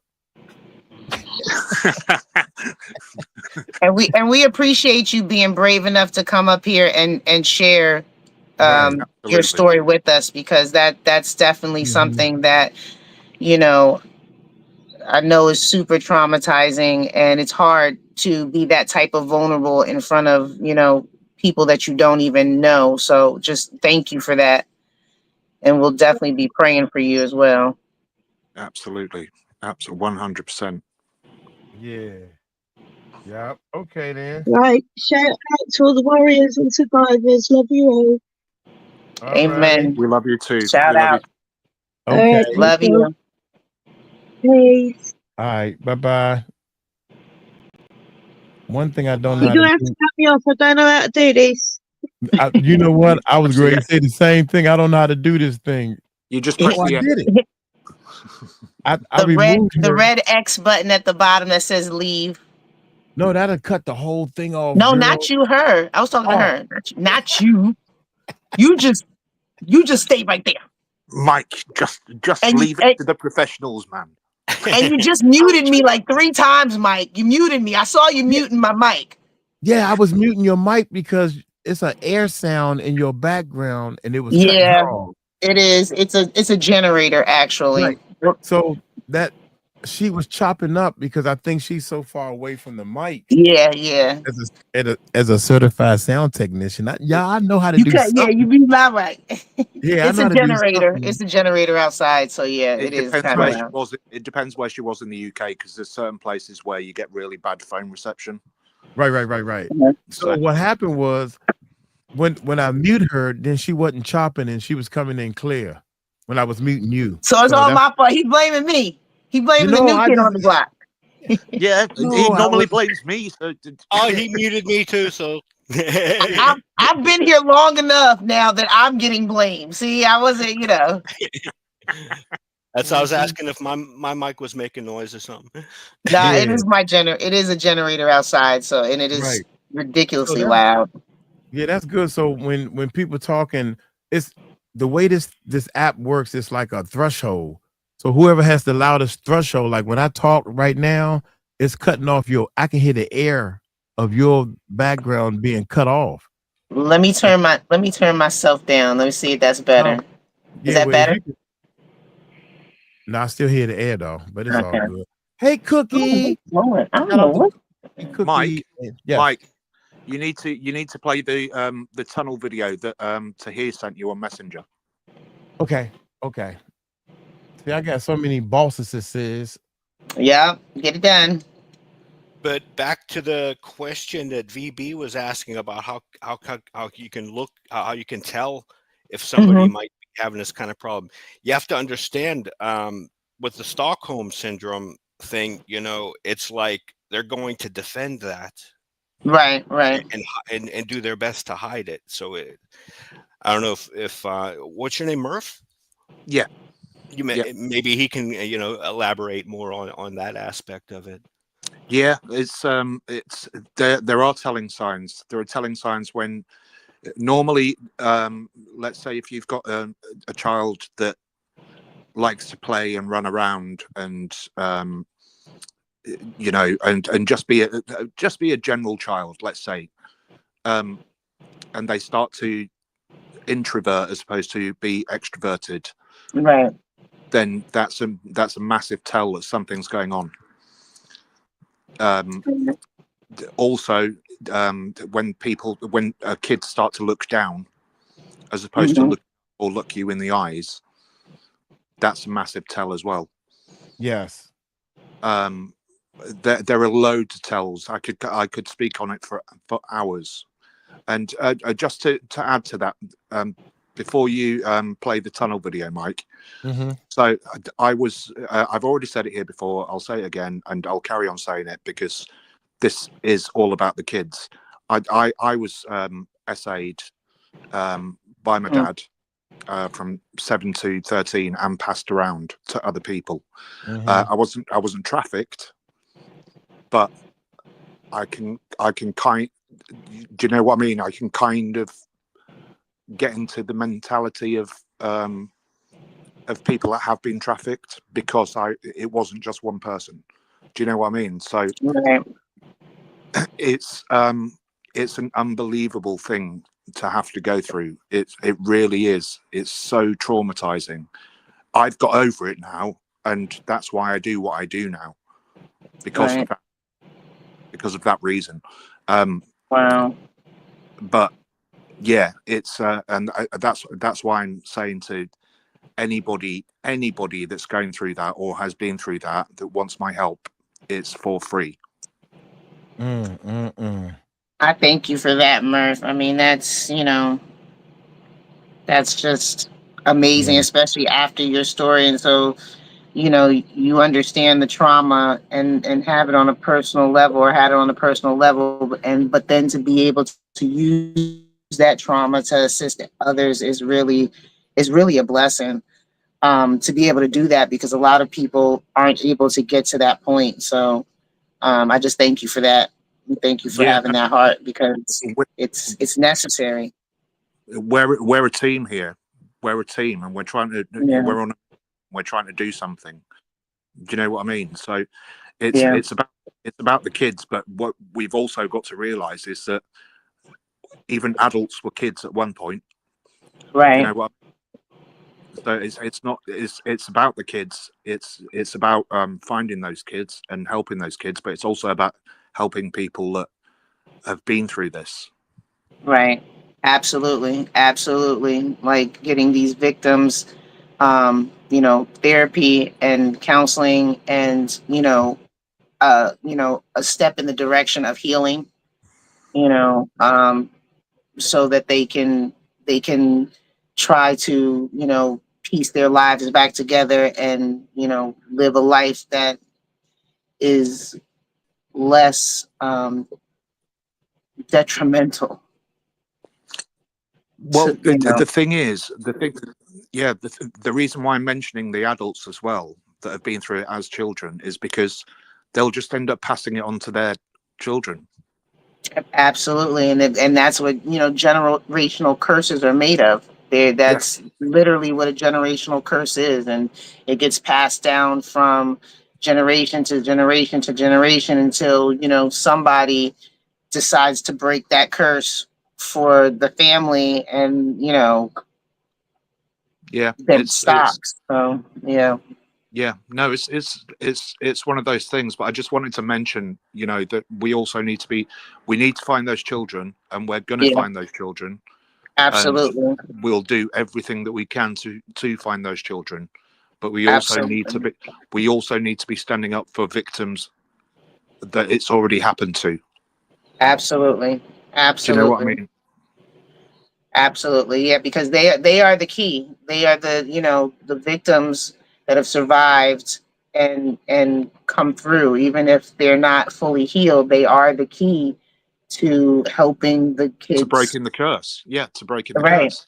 Right. You know, because we, you know, those of us who have not been in that particular situation, we don't know what to look for. We don't know, you know, the nuances of how the dynamic of the relationship works when something is going on, right? You see a child with an adult and you just assume that child belongs with that adult. You don't ask any questions, you know. So it's good to know, you know, what's the awareness of what's going on, so that we can, you know, pay closer attention if there's anything that, you know, looks out of sorts. Yeah. Look, for the main thing that you will see is from a young child is them looking down at the ground as they're walking. Yeah. Mm-hmm. That's the main thing that you will see. And the other thing, like I said earlier, is like if you see a child in a park and they don't want to play, you know something's wrong. Right. Now, do you feel that the abusers tend to keep that child closer than a normal possible parent would? Do they keep them like kind of more tightly, or do you find that they're always okay, always holding hands, holding hands or hovering, or just really not giving them that, you know, independence as a child? Okay. Yeah. That's one of the main signs of it. They won't leave the child to go and play by themselves. Right, like speaking for them. Even like if someone tries to speak, they're speaking for the child. They won't, you know. Exactly that. Yeah, that's definitely Helena G, I'm sorry. I got to say hi to my peoples. But Murph, so many people in the chat, I don't know if you've seen it or you can see it, are saying, God bless you. They're happy to see you and all that good stuff. And Mike, shut up. Go ahead. So go ahead. Mike, shut up. Go ahead. No, I wanted to jump on and mention it because of the conversation that was being had. But go with the tunnels video, Mike. Okay, and cool. I'm gonna mute my mic so you don't hear the air. Yeah, well, when the video's playing, yeah, that's a lot better right there. So, hey, check this out, y'all. Y'all hit that subscribe button, hit that bell. This is the tunnels. Wait a minute, LA Forgotten Tunnel System explained. 11 miles under the city. What? Give him a thumbs up real quick, man. So let's check this bad boy out. Here we go. Beneath the streets of Los Angeles, in a labyrinth known to few. Wait a minute. Is that Murph talking? Murph, is that you talking? Sound like you emceeing this thing, Murph. Beneath the streets of Los Angeles, in a labyrinth known to few, lies a network of tunnels that have witnessed the city's most uncomfortable truths. Originally designed to support urban growth, these passageways became secret smuggling routes for crime and corruption. However, the tunnels have taken on new life over the decades, hiding stories that few dare to tell. But today, we will uncover them all. This is the story of LA's Forgotten Tunnels. I'm your host, Ryan Socash, and you're watching It's History. Wow, this is crazy. Let's go back to a time before Los Angeles became the sprawling metropolis it is today. You see, back then, it faced significant challenges due to its geography. For more context, in the late 19th and early 20th centuries, much of downtown was surrounded by hills like Bunker Hill and Fort Moore Hill, where wealthy families lived in mansions and exclusive neighborhoods. However, as the streetcar system grew and new suburbs like Hollywood emerged, these hills became a barrier to infrastructure development, limiting the city's growth and expansion north and west. One major challenge came down to the fact that streetcars, which connected downtown with the suburbs, couldn't really climb steep hills, so they had to go all the way around them. As an effect of this, traveling was unpleasant, with the routes prolonged and crowded when heading towards the rapidly growing areas of the city like Hollywood or Glendale. So naturally, engineers and urban planners of the time sought solutions to address this very issue, and it was then that they began to modify the terrain. So with few alternatives to solving the city's traffic problem, underground tunnels became an indispensable solution for improving mobility within Los Angeles. One of the first was Hill Street Tunnel, inaugurated in 1909, with construction dating back to 1907. Led by the Pacific Electric Railway, the electric streetcar company that connected Los Angeles to its suburbs, this project was funded by the one and only Henry E. Huntington. Anyhow, it was built with the red cars in mind, which made up the largest streetcar network in the world back then, spanning over 1,000 miles of track in its prime. And hence, the Hill Street Tunnel, which was approximately 2,600 feet in length, was excavated to allow streetcars to pass through the hill and avoid the surface traffic. Although much of the work was manual, excavation technologies already included using dynamite to break down rocks, as well as steam-powered excavation equipment to move the displaced materials. After 2 years of work, the tunnel was complete. This tunnel was crucial for connecting downtown Los Angeles to growing areas like Hollywood and Glendale, and effectively reduced travel time by approximately 15 minutes, a significant saving. This tunnel also allowed streetcars to pass directly under the hills instead of circling around them, making the journey much faster and efficient. It also happened to reduce street congestion, which was becoming an issue with the increased number of automobiles in the city, growing by the day. At that time, other vital tunnels were also excavated, such as the 4th Street Tunnel, which connected downtown with the western part of the city, whereas in Bunker Hill, in addition to leveling parts of the hill, additional tunnels were constructed to facilitate streetcar movement in rugged terrain. And like magic, Los Angeles expanded into new residential and commercial areas. However, while tunnels like the Hill Street and 4th Street were excavated for streetcar transport, another lesser-known network began to take shape beneath downtown. The Los Angeles City Administration and various private entities, such as banks, commissioned the construction of other tunnels to facilitate the transportation of sensitive things like money, important documents, and even prisoners. Unlike the extensive public transportation tunnels, these smaller ones weren't built to move passengers across the city. Rather, they were meant to fulfill critical administrative and logistical functions. In particular, this secret network of tunnels connected critical areas of the Civic Center, where courts, jails, and banks were located. These underground routes also allowed daily operations to occur efficiently without crossing the crowded streets of downtown. Although much shorter and more complex than the tunnels built for streetcars, they were reinforced with concrete to ensure stability, and hence the tunnels were gradually built connecting the buildings as the city expanded. Many of the entrances to these tunnels were hidden in the basements of buildings or beneath important structures, allowing easy and discreet access for those who used them. While the exact construction cost of this network was not well documented, they were likely part of a general expense associated with constructing buildings in the Civic Center and other private institutions downtown. By the 1920s, it was estimated that there were around 11 miles of tunnel under the city of Los Angeles, particularly in the downtown area. Thus, what began as a solution to Los Angeles's geographic and traffic problems would soon evolve into a network of underground routes that shaped the city's transportation, but only to later play a role in its darker history. In 1920, the nation underwent a drastic change with the implementation of Prohibition, which made the production, sale, and transportation of alcohol totally illegal. As the country adjusted to this new reality, the underground of Los Angeles became the perfect refuge for those seeking to evade the law. With over 11 miles of underground passages, these tunnels were repurposed as secret routes for moving smuggled alcohol. The tunnels connected to hidden bars, known back then as speakeasies, a term which apparently comes from speaking quietly to avoid drawing attention. These places were discreet and often hidden behind the ordinary facades of legitimate businesses like restaurants, shops, or warehouses. Many were located in basements or behind concealed doors, whereas some were connected directly to the tunnels under the city, making it easier to move the alcohol and people around without detection. And they also had a very strong cultural impact, as speakeasies offered more than just illegal drinks.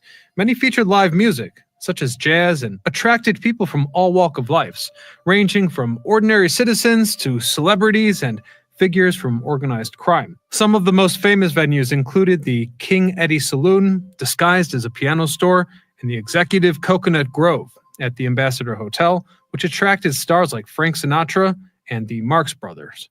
We should also point out that Skid Row played a critical role in the alcohol smuggling that went on during Prohibition. Located in the heart of downtown and not terribly far away from the port, this area facilitated the illegal transportation of liquor that arrived on ships.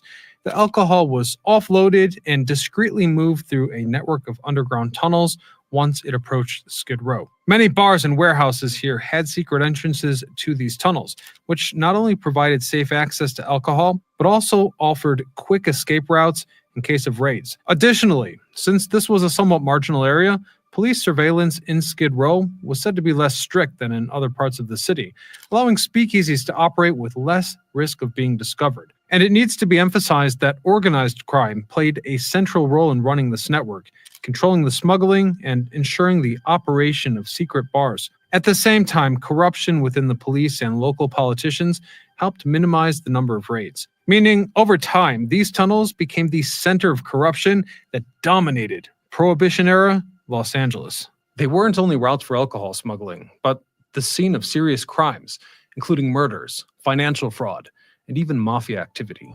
One of the most infamous was the Julian Petroleum Scandal, a massive fraud that shook the city in the mid-1920s.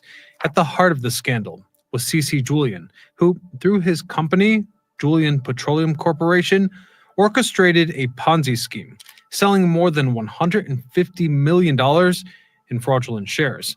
Thousands of investors were deceived, including prominent businessmen and influential figures in the city. While the tunnels were being used for alcohol smuggling, Julian and his associates took advantage of this underground infrastructure to move large sums of money discreetly, hiding their operations from public scrutiny. The fraud collapsed in 1927 when it was revealed that Julian had issued millions of shares with no natural backing, leaving the investors bankrupt and the local financial system in chaos. C.C. Julian fled to China to avoid justice and eventually committed suicide in 1934. Now, the tunnels were not only witness to Julian's financial fraud, but also the violent power struggles that erupted among gangs and other critical figures in Los Angeles' organized crime scene. One of the darkest cases was the murder of Charlie Goodtime Crawford. These dark stories soon captured the imagination of both writers and filmmakers. With that shadowy duality between glamour and crime, Los Angeles became the perfect setting for an entirely new genre of film. As Los Angeles moved beyond the Prohibition era in 1933 and alcohol smuggling operations crumbled, the underground tunnels that were once crucial for illegal activity began to fall into disuse.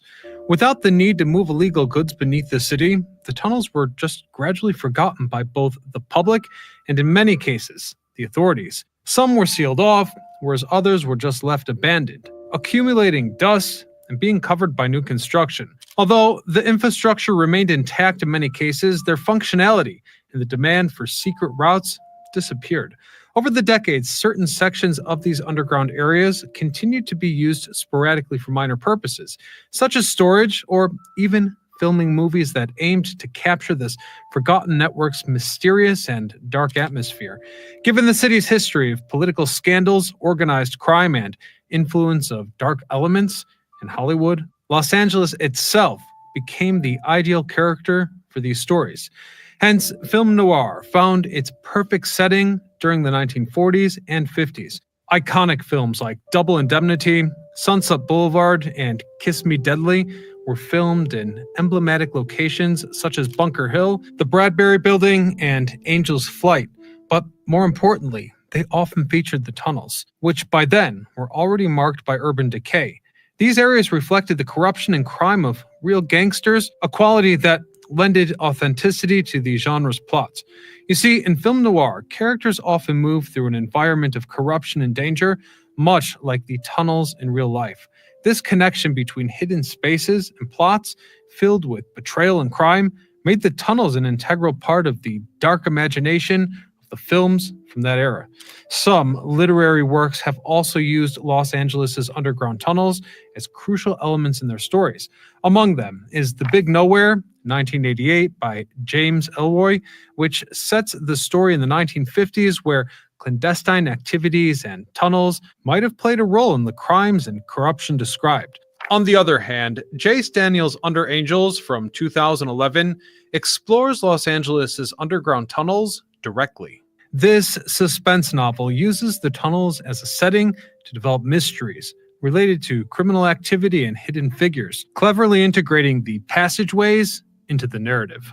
During the 1960s and 1970s, Los Angeles experienced a series of urban transformation that profoundly changed the city's landscape. Perhaps one of the most notable changes was the remodeling of Bunker Hill, a historic area that once housed old mansions but was demolished to make way for modern office buildings and skyscrapers. At the same time, the city saw a massive expansion of its highway network, which facilitated suburban growth by connecting new residential areas directly to downtown. A new feature of the city that also led to the rapid decline of the streetcar system, which ceased operations altogether in 1961. And this was no small fact. The disappearance of this mode of transportation led Los Angeles to rely heavily on automobiles, contributing to high traffic and urban sprawl towards the suburbs. As a result, some tunnels remained part of the city's hidden landscape, accessible only to government building employees or security companies. Occasionally, they still served their original purpose for transporting money or documents between banks and offices. However, much of the network is just abandoned, and this has been showcased by urban explorers who rediscovered the tunnels in the late 1980s and 90s, and once the word got out, some areas took on a new life. As spaces used for urban art, where murals and ephemeral works have been created, they've also been a center of several urban myths, like the Lizard Man, and have been associated with both real and fictional crimes, reinforcing their image as dangerous, hidden places. As a result, interest in the tunnels has grown. While most are closed off and totally inaccessible to the public, some sections can be seen in guided tours.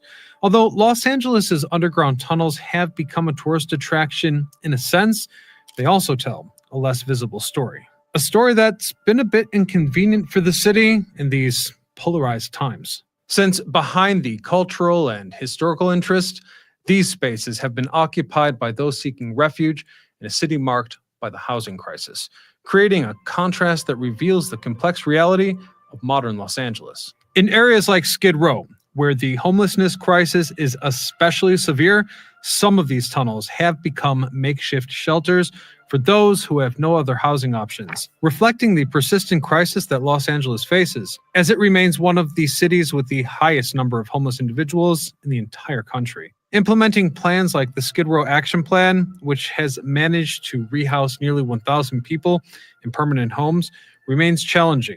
In 2022, for example, more than 4,400 people lived in Skid Row, of which 2,695 were unsheltered. Although the homeless population has decreased by 14% in the last 2 years, nearly 3,800 people are still living on the streets, many of them turning to tunnels and other abandoned spaces to survive. While authorities have tried to seal off many entrances to prevent safety and sanitary risks, The tunnels continue to attract homeless individuals because they offer privacy and protection from the elements. Currently, the Los Angeles government has yet to make concrete plans to rehab or officially repurpose these underground areas, a fact that pretty much remains unchanged since the Prohibition times. Though it should be said that there's at least one large-scale project to build new tunnels under Los Angeles, and that, of course, is Elon Musk's Boring Company, which planned to create an extensive system of tunnels under the city. Musk proposed a futuristic system with multiple layers of underground tunnels, which could in theory reach 100 levels deep,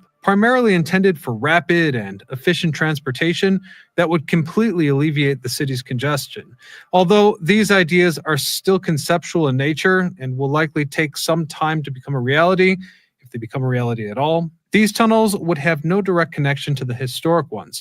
However, I have to imagine if we fast forward another 100 years, would they also be abandoned? We're going to leave it there for today, but you can keep the show going by clicking right here to watch our episode about California's lost skyscraper. This video is the best kept secret since Singer Tower.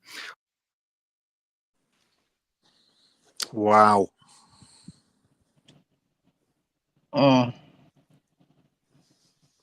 Yeah, so and I thought about that. Like Prohibition was probably when they had the most tunnels moved because, you know, they were not going to stop drinking alcohol. So they definitely were going to find a way to move it through, and that makes sense. I mean, that makes sense. Makes total sense. 100%. Is my background quieter now, Mike? I can't hear anything. Okay, I moved to the other side, so other side of the house. It's just it just all of this stuff is coming out now, and it's all coming together, and it's all making sense. Beneath the street. Yep. Mike, are you talking? Because I can't hear anything. You muted. He always mutes himself. Jeez. Man, God dang it! No wonder why y'all kept cutting me off. I said, That's you know why what? we ain't even talking to you no more. You can't even stay on the dang audio. It's not the mic channel anymore. Right. I kept saying, I said, hey Murph, that's what I was thinking. I said, this is not my channel no more. They keep cutting me off. Well, But listen, he on mute. He on mute. He ain't talking to us. I said, I'm gonna let y'all know now that the computer about to crash. Oh man. Check this out. Okay. It will still be here. It just means that you won't be. It'll be just like you muted yourself. Right. And y'all can keep on talking. But it's DC tunnels they was talking about. Can y'all see this? Beneath the streets of Washington. God dog it. I wanted to show the well, says Washington DC's secret federal tunnel system explained. You know what? Yes, they did build those tunnels when they built DC. I did hear about those. Yes, because DC is 25. Stop laughing at me, Star. Don't you laugh at me, Star. No, go ahead. DC is 25 by 25 miles or something like that, or 25 miles altogether. But there's tunnels all through DC. Yes, because of the capital. Yes. Don't say that. Isn't there something to do with the Washington DC monument as well? There's apparently there's a lift inside it or something, or I've never been inside of it. I've been there. I don't know if there. I mean, I didn't see anything, but that doesn't mean it doesn't exist. But it definitely, I think it was designed I think was it Benjamin Franklin? Yeah. That had a hand in designing Washington DC, and they definitely did have underground tunnels, because I know they have one, with the White House, because of course, for safety and escape routes and stuff like that. But I do believe they built those tunnels on purpose. Yeah, there's allegedly there's a secret passageway into the monument, which leads down to the tunnels, and that's where I'm sure I saw a video the other day that they would take kids down in that lift. I never heard that one before. Yeah, I'll try and find the video for you.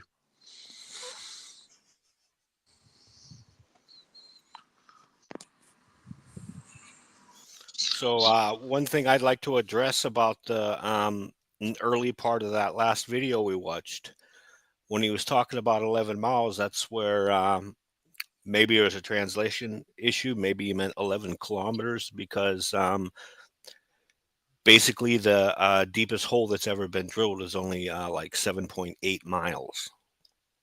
There's nothing, no tunnels 11 miles because you can't even get through. No, the diamond boring stuff couldn't get further than that. I think they were saying that. I think he was saying there was 11 miles worth of tunnels, not okay, miles length, not depth. Yeah, Got ya. yeah, Okay. Yeah. But even so, I mean, it just all makes sense. It's all coming together, isn't it? Yeah. You know what I mean? These tunnels were obviously built for Prohibition, as Steph said, and as the guy in the video said, but then were used for something totally nefarious later on. Yeah. Do you know what I mean? It's Yeah. it just makes sense. It makes sense because, especially during Prohibition times, Right. between big houses, you know, with rich people in them, they wanted to get who, let's face it, at that time would probably mostly been gangsters, even if they were actors or singers. Right. They would still have been gangsters. It was a way for them to be able to get from one place to the next without being seen. Right. So then the tunnels started getting used for other nefarious things. Yeah. Yeah. And it's just easy. They're already there, right? So, you know, if it's not the tunnels, then it's the caves, you know, or like DeBlaze said, the mines, right? Like those are technically, mines are definitely tunnels in a sense. Like, you know, they're underground, they're hidden, they have different, you know, passageways. I mean, you can correct me if I'm wrong, DeBlaze, but that's what I would think, you know. And the fact that you said that there is like water that runs into it, that's another, or a river that runs under it, through it, that's another, you know, way for, you know, transportation to come and go without anybody really paying attention. Y'all ain't gonna believe this. I'm sorry. I'm Mike back. Yeah, I'm back now. Hey, I got some good news and bad news, and I got some crazy news.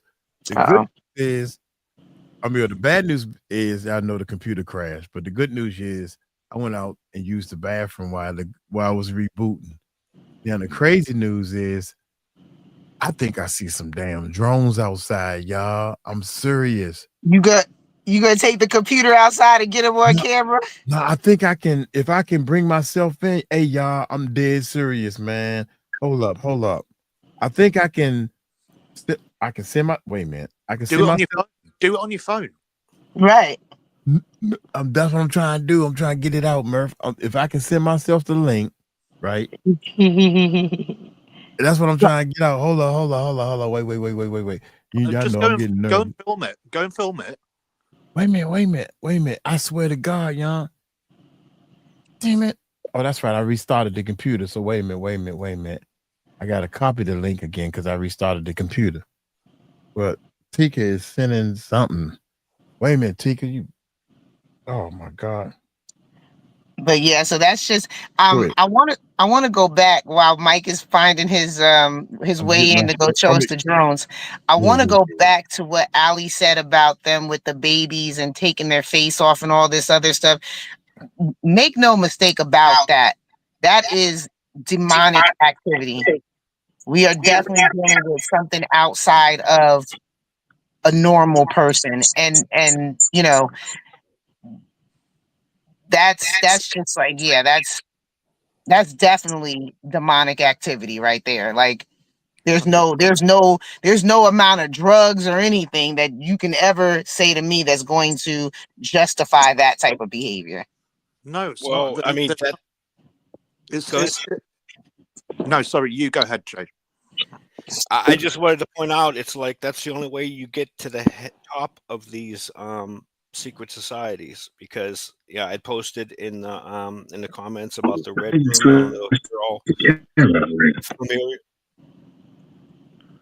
Mike, you need to put yourself on mute on the computer before you go out. He outside now.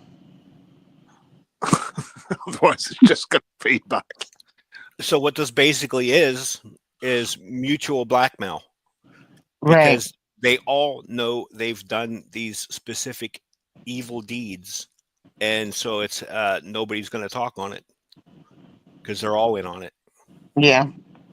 But that's why the entertainment industry, I'm okay with them all going down if that's what needs to happen. I'm okay with that. Yep. Do you know why they're all going after Jaguar? Is because she's the one speaking up, saying that I was there, I was part of it, and I needed to get out of it. I couldn't do it. Yeah, it's That's time why- for them to all go. It's Yeah. time for them to all go. They've had their time, so it's time for them to all go. But it's just it goes back to the thing, like there are certain things, like the Bible says we don't fight against flesh and blood, but against Principalities spirits of and darkness. principalities. Exactly. And that right there, if ever you ever need proof, that is what that is right there.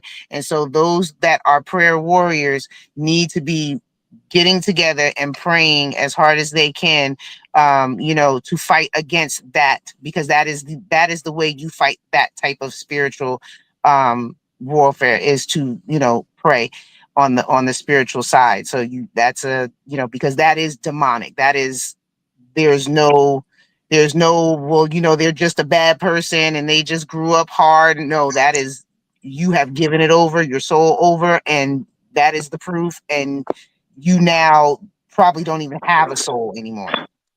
They didn't have a soul in the first place if they're doing stuff like that. It's Right. like, Damn it. it's like I'm sorry, y'all. I wanted to show y'all this, but they gone. Fuck. I mean, God He is damn, out I here. couldn't even. Now that I know how to work it, dude, Mike out here chasing ET.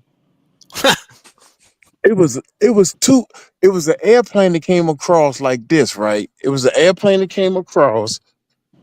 So I knew it wasn't an airplane, and I'm sitting there like, this thing is just sitting there, and it's freaking gone. God dang it. Okay, I'm sorry. I'm interrupting y'all. Yeah, we got better No, things to you talk fine. about. We can't see nothing. It's dark, but you Yeah, fine. I know. And you know what? But y'all would have saw the light, and then thought I was gonna zoom in. I should have just ran out there with my camera and took pictures. Sorry. Operation Blue Beam, folks. Exactly. Sorry, y'all. I tried to bring y'all some breaking news. How you turn this daggone thing off? This thing don't work. Turn all that stuff off. I'm sorry. Continue. You got Y'all know I both of your kept some stuff. So I'm sorry. Go ahead. Y'all go ahead. both your Continue. screens up there. Huh? I see you got Oh. both your screens up there. Yeah. Well, he got to go. You got to go, cuz you over here messing up the flow of stuff. Bye. And him. He's turn it off banned. then. The Dark Mike always ruining shit. Like ET has eluded you again. Darn. On the Next bicycle. time. Go ahead, John. I'm sorry. Go ahead. I'm sorry. Next time. But yeah, that's and we spoke about this earlier briefly, speaking about there are so many ways that people can be of assistance, and we are making moves behind the scenes. We are planning different things. There are some things that we just are not going to be able to share on a live stream, just because of just trying to protect the mission and protect the integrity of that. And because there are bad actors that are weaving in and out. As soon as they find out that we're going to be doing something to help these children, there are going to be those who do not want that to happen. So we don't want to let everyone know exactly what but do understand that we are working behind the scenes. We have been in touch with people about certain things and how they can help, and also having a group of prayer warriors that to combat this spiritual warfare that we're fighting right now, because that is part of it. Like, this is demonic activity.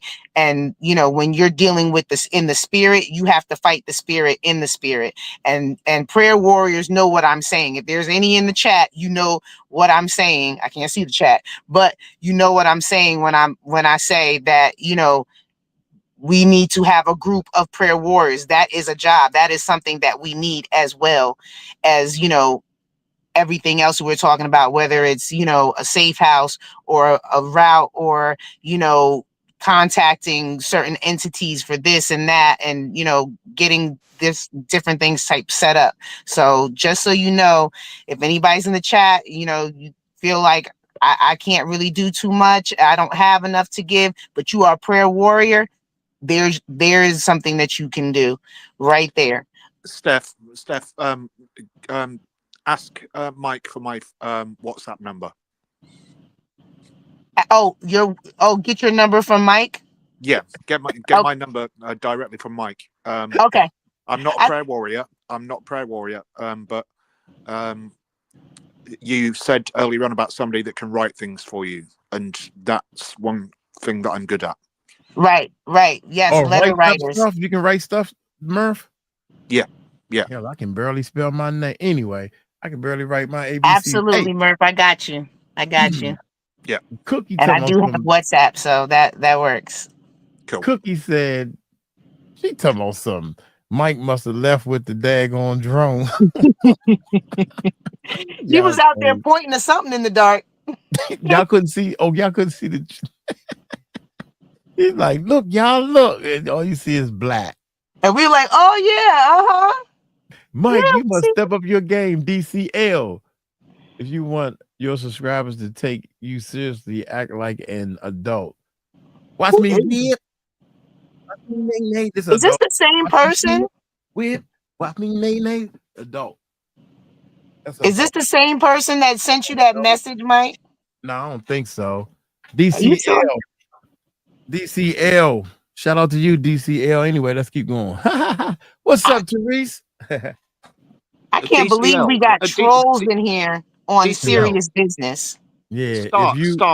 If you're still here, kick DCL, man. Man, you ain't gotta kick him out. Let him stay. Fuck no, him. I mean, don't let him stay. If he's being rude to y'all you, do y'all job. That ain't on me, dog. I tried to save you, DCL. I tried to save you, but that's their job. I said I wasn't gonna step on their toes no more. I'm sorry. And let me just go here.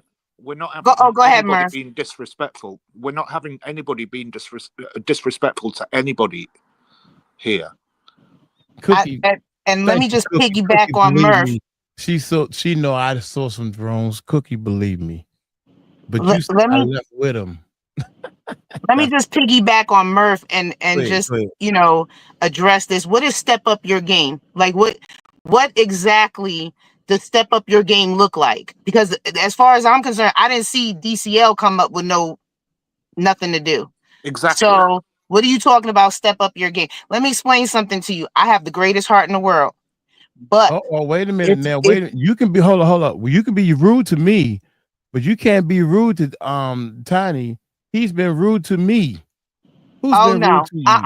No, now you in trouble. We not gonna do that, because let me explain something to you how fast it can snap. Like, I know y'all seen how fast Jag can go from 0 to 100. It's the same here. When people have a good heart, it can snap real fast. Don't come up in here acting like you got everything together and telling somebody else what they need to do. If you got a plan, you go ahead and you take your plan and you do it. We need more people that are going to work for what's good for the world. But don't come up in here trying to discourage anybody else from doing the best of what they have. Yeah, we're not going to do that. Exactly. I can't find them. Y'all must have deleted them. God dang it. Hold up. Y'all deleted them too fast. We gotta chew. There you go. Gotta chew them up. DC. I gotta find some more. I know you had to do more posts. You better not have talked to. No, not my people. Don't worry about it. Don't worry about it. She just came on and I said everything gonna be good. You better be lucky I was outside looking for drones. If I wasn't outside looking for drones, he sent the drones, y'all. He sent the drones. I mean, and I don't really pay attention to trolls, but I'm gonna make it very clear. Like, we are here for one purpose, and that is to help these kids. And if you are outside of that purpose for any reason, Yeah. you know where the door is. You didn't have to come in here. There's other places you control. Yeah, I tried to save you, but you know, my bad. I'm the one. See, I love the trolls. I don't give a sugar. I'm trying to keep it nice for my people, but Yeah, because they but know when I go there, I'm gone. I'm we gone, do though, Mike. We do, yeah, and we're all the same kind of people. You right. know, These are you're people. you're saying that people can come for me and I don't mind, but if they come for any of my people I like, then you're gone. So we're doing the same for you. And people say Yeah, they love the way I exactly. dance. Do you know what I mean? Exactly. Yeah, this is, yeah. Don't let this pit bull off the leash. Let me tell you right now. Mhm. I'm the most placid person on the planet, but don't get me riled. Hold on. Right. Yeah. Not today, Satan. That's what we just say. Not today, Satan. Yeah. And move on. But yeah, definitely, like I said, the prayer warriors, we definitely need them. You know, that is something that you can do other than watching the videos and liking. And like I said, you know, we don't always have to be you know, downtrodden about everything. You know, there are times where we can have a good time and have fun. You know, God gave us the spirit of joy.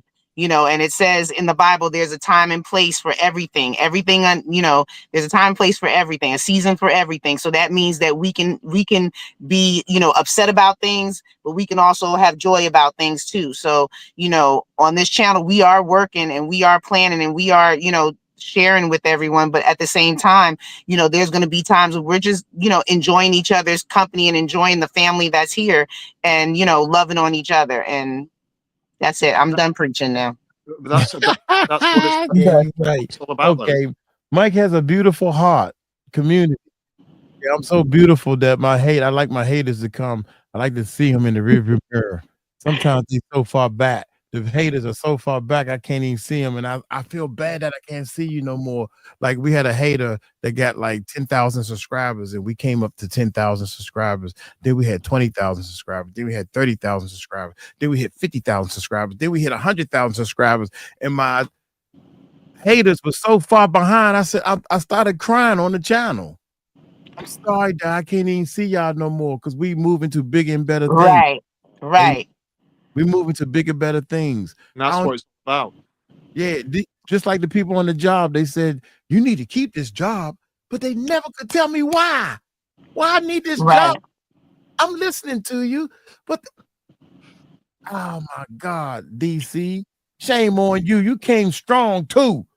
But It's all about intent. You can criticize in good faith and you can do the opposite.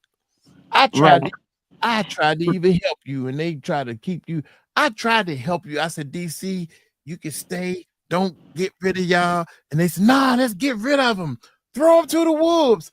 You gotta be an adult. I gotta be an adult. Why the hell makes you think I'm not an adult, motherfucker? If he was gonna stay, he was just gonna get checked. So it's all right. But you Murph, don't know who you talking to, man. I am the leader of this ship. Going off now. And I hope to God you can hear me. He probably gone because he yeah. Hey, y'all, my bad. He done got another channel to come back in. Probably. Yeah, Star, exactly. Hey, Tulip, how you doing? Tulip, the only one can calm me down. Her and Cookie. Thank you, Cookie, for calming me down. So, hey, check this out. Wait, first of all, they gave me another video, I think. Let me ask Murph a question real quick, just while we're on this. Murph, when you guys kick people out, time them out, is there a way to have a list of the people that we've timed out and sent out? What I normally do is screenshot it first and then boot them. Yeah, okay. But I think Tahir keeps I think Tahir got a Tahir will keep the list. I can't because I do this StreamYard, on my phone. I just wondered if we had some way to do that, because I would like to get, this is such sensitive information. I the ones that get sent out, I want to make sure that we know if they come back in, or if they try to email, or if they try, we can identify them and know not to Yeah, we really. can. We can. Okay. That's all Maybe I just want to know. Man, Yeah. maybe make The only way a channel in Discord with like a list them there to reference. Yeah, there you go. Discord. Yeah, I'm gonna that'd be learn great. Discord, y'all. I swear to God. Yeah, Okay. Mike's already got a Discord, yeah. Yeah, I was supposed to go. I'm gonna go tomorrow morning. Yes, that's correct. No update. I'm sorry, Mike. Go ahead. I'm sorry. I just wanted to No, ask it's good. that Y'all question real good. quick. Y'all good. Tika sent me something and it's on X. And I don't know how to work X, y'all. Wait a minute. Watch this. That's it. Watch this. Screen. Wait a minute. First of all, let's cut Tulip. You gotta go. Oh, I can't do that. Wait a minute. X. I'm the craziest host on this thing. Come on, you gotta act like a. That's the third person that said something of me growing up. I would never grow up. No, that's the same person. Somebody said that's the same person. I don't care if it's the same person, that same bot. You're a grown bot. Probably. you ain't got no problem. The only thing you got to do is bother me. God damn, it's a lot of channels that smaller than mine. My live channel. Tell me how to grow. How many subscribers you got? He must got 3 million or 2 million or 1 million or 500,000 or something. They're just jealous, Mike. They're jealous because we're building a family unit. Yeah. Okay, family. Okay, family. How you work this damn thing? We on X, y'all. Tika sent me this. What I'm supposed to do? Your account is suspended. God dang it! What I done did this time? How you get suspended on X? Especially when I don't never use it. Like you know what type of nonsense you got to be spewing to get suspended on X? I But I thought they don't let use everybody it. up there. Maybe somebody hacked me, like Usher. Usher said he got hacked. What's this right here, y'all? Look. Yo, take it to the jail, y'all. Free What is food, going? y'all.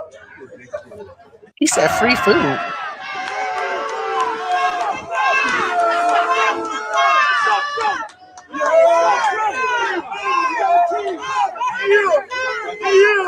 The police officer laughing, young. That's crazy. What's going on What's here? I don't going know. on? I don't know. Wait a minute. Man, You just in North clicking on Carolina, random videos on get X. arrested by his twin brother.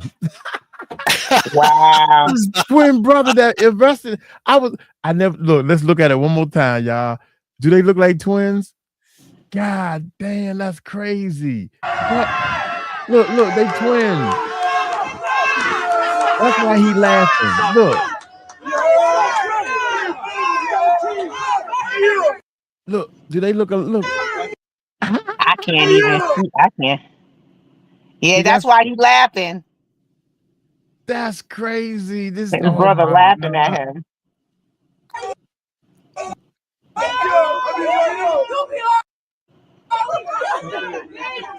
Yo, take it to the jail, y'all. That's crazy. Oh my God, Lord. First the Fat Boys break up, then you get arrested by your twin brother. How the hell? The Fat Boys got to do with this. I'm sorry, y'all.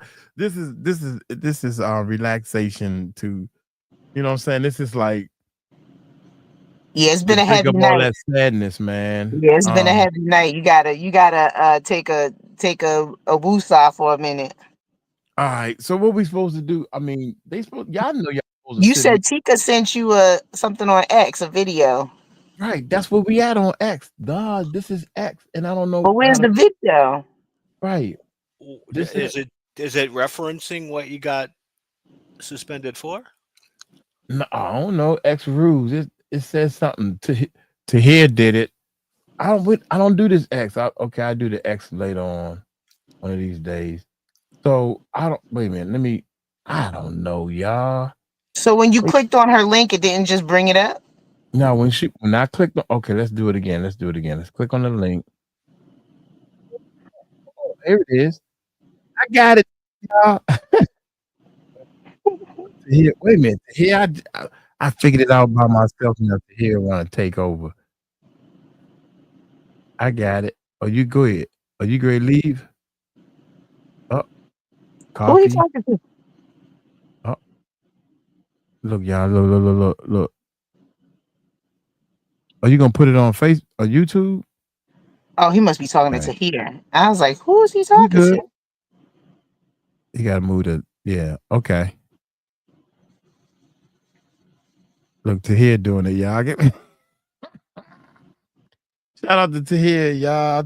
I tried to tell y'all this is a crazy channel. I was like, who is he talking to? Yeah, I'm talking to Tahir. Tahir moving the mouse around. Okay. That's what I thought. I was like, what is going on now? Yeah, So he Tahir done is seen clicking. ET and now he talking to himself, Lord.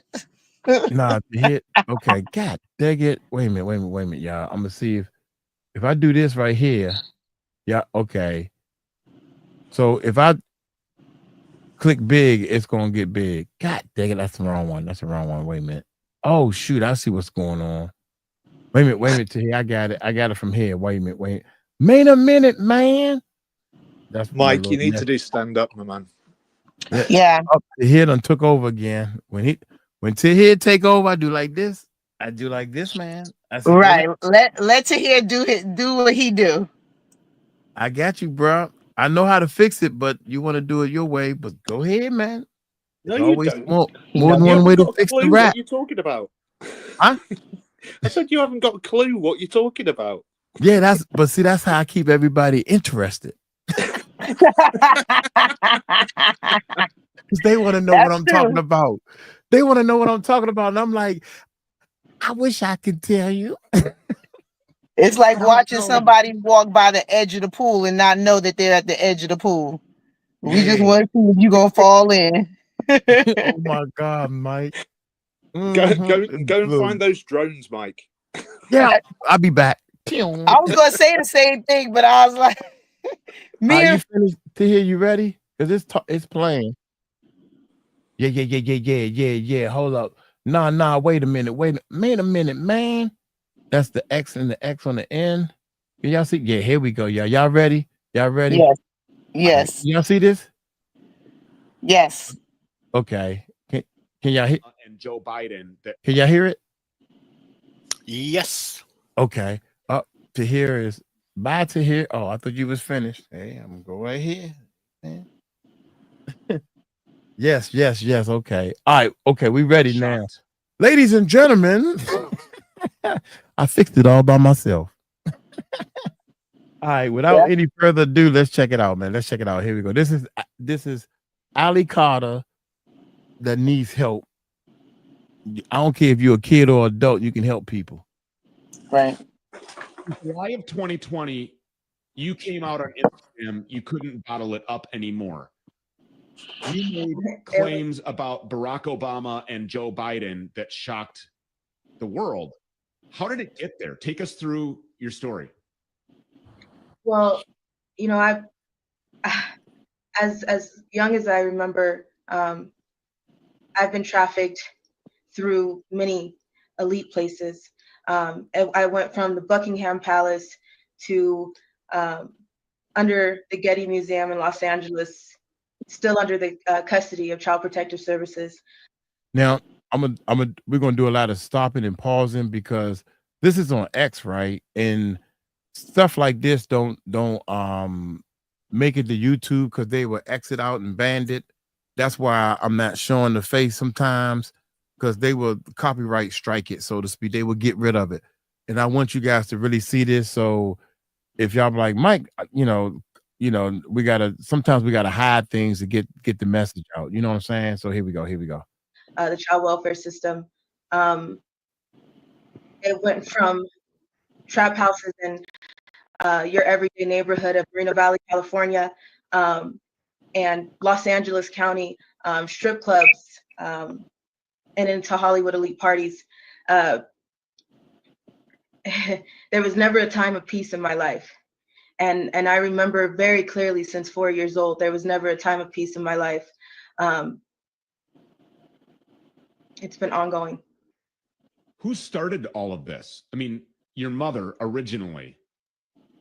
And then Yes. who carried on? How did you end up in Buckingham Palace and underneath the Getty Museum and alongside some of these household names that I just mentioned?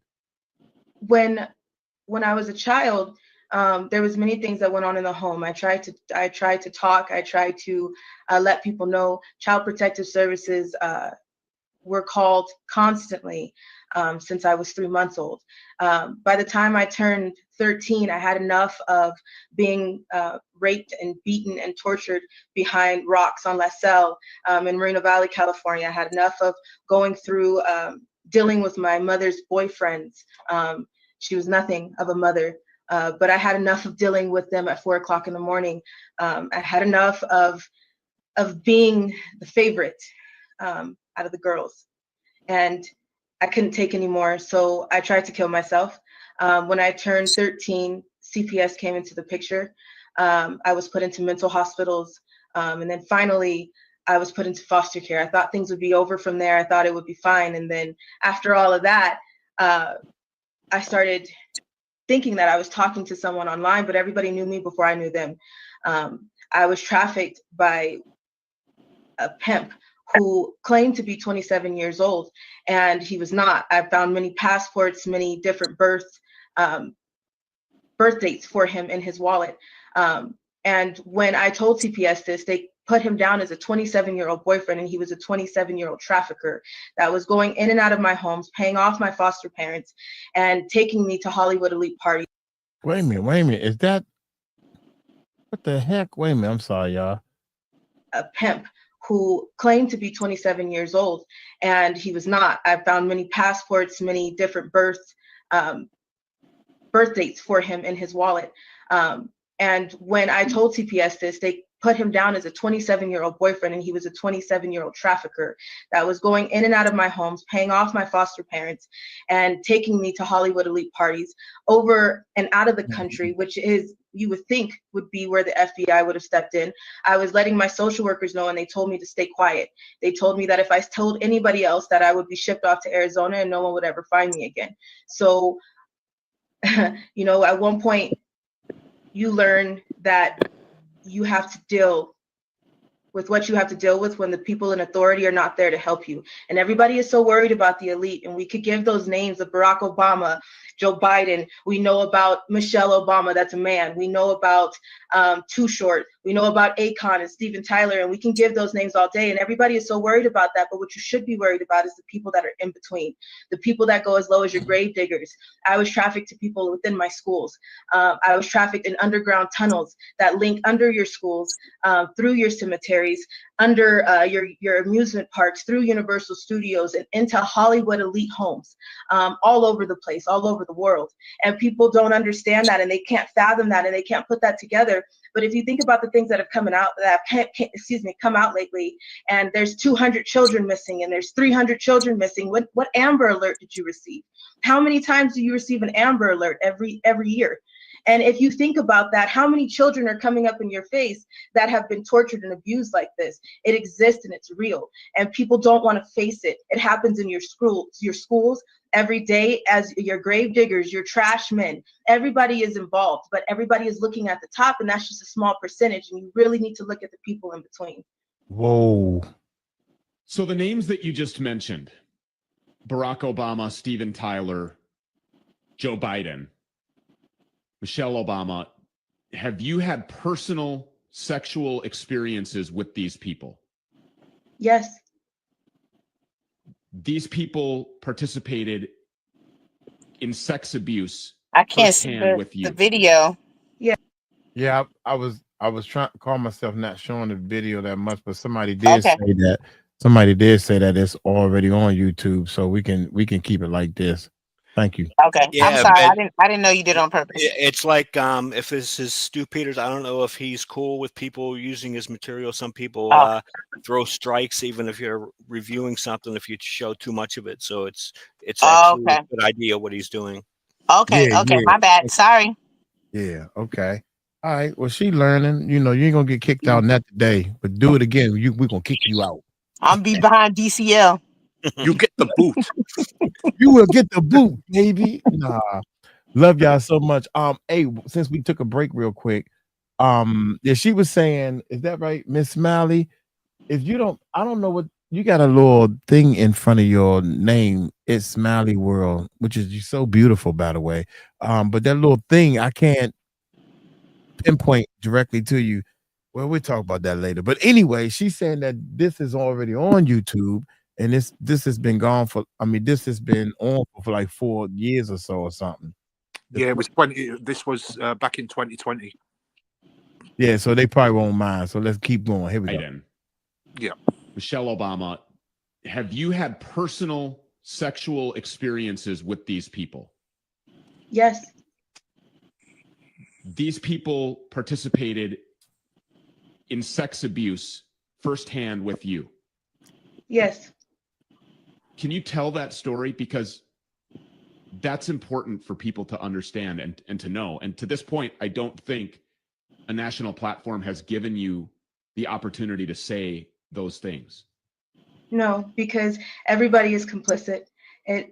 Everybody is complicit. It is covered up by your local FBI. It is covered up by your local police department. It is underground tunnels. There's a whole world.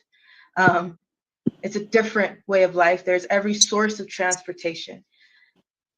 When I met Joe Biden, I was rushed through many celebrities.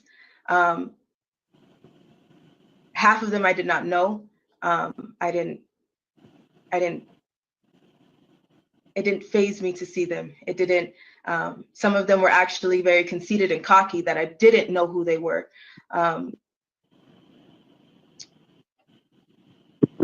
Underground, under the Getty Museum in Los Angeles, there are many tunnels. Again, there's a way of transportation. There's every single way of transportation under the ground. I was sold to Joe Biden.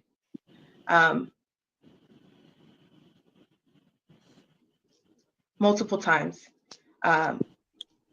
Mike, can we just stop it there for a sec? Yes, sir. Yes, sir. No problem, sir. Bam.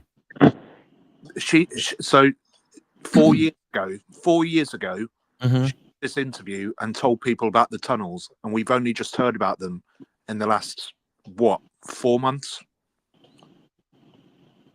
Yeah, they've just started, coming out about them more because of Puffy and his escapades. Oh, I could connect some dots with this to see how long this has been going on and how deep it actually goes. Back in the 80s, there was this guy named Marc Dutroux in Belgium. Mm-hmm. And just like with Epstein, nobody he was trafficking to got any trials. And the only there was a witness talking about being sent to sex orgies with politicians and royal and all that stuff. And she was completely smeared in the media. Fast forward a couple years, and who ends up being the center of the EU? Belgium. Yeah. Yeah, Mm. we've got tunnels here in the UK as well. We've got bunkers that people don't know about in case of nuclear war for politicians to go and hide in whilst the rest of us die. And it's all connected by tunnels. We've got exactly the same thing here, and then man-made hills, which people think are just hills, but they're not. They're man-made hills because there's bunkers underneath them. Wow. Yeah, you're right about that. I want to say one thing to facts over lies. First of all, I need your name. I'm gonna take your name. That's what's gonna be my name. Facts over lies. Love it to death. She said, Mike tickles my heart. Thank you for getting me to laugh again. That's what it's all about. I'm trying to make a atmosphere that's so open that because people are so scared and they so clowned up to say something, but you got these bullies to come on and say things like Mike need to grow up. Oh, they get the boot straight away, Mike. Don't worry about that. Right, but I'm such a nice Just guy. blame me. Just blame me. It's fine. Right, but I'm talking to what's the name of Facts Over Lies. You know, and I know. Here's the thing. Here's the thing, y'all, and then we're gonna get back to the video. I was one of them. I was a shy person. I was, you know, somebody came up to me and said, "Man, don't be shy. Just be yourself and be happy, man. Because you want to say something to me. You want to ask me some questions. It's okay." And it was a beautiful girl. And I was like, she said, "Would you like to ask me some question?" I'm like, she said, "Do you want to say something to me?" I'm like, but she was in a play. She said, "Well, go ahead. I'm listening." You know, that type of thing. So I know what it feels like to, and me being in a band, me being on stage, I can look at people's face and say, you know what, he in a band and he think that he all that because he in the band. And so if I say something to him, he probably turn his nose up at me because I'm a little dude that's having a drink and I enjoyed you as stardom. They enjoy you as stardom. So then I said, "Hey, how you doing, man?" He was, oh, he spoke. "Hey, how you doing, man? Man, we like what you doing." And I sit there and talk and explain stuff to him. And next thing you know, it's like, "Man, I like you, man," and all this type of stuff. Boom. So you gotta find a way to let people know that they welcome, they open, and all that type of stuff. And that's all I'm trying to do is try to let everybody know you welcome here. And if you think you got a problem, don't let me find out. Good God Almighty. Here we go. Y'all ready? Yep. There we go. We're ready. Sometimes people don't talk about it because when you don't talk about it, it makes it okay. When you don't talk about it, it makes you bury it. When you don't talk about it, it's easier and it kills that part of you. I was sold for blowjobs. I was sold for sex. There is many people who trade to eat, beat, and rape children under the ground. I have many friends that I've lost, and I have many people that I've met that didn't make it, that refer to me as a traitor.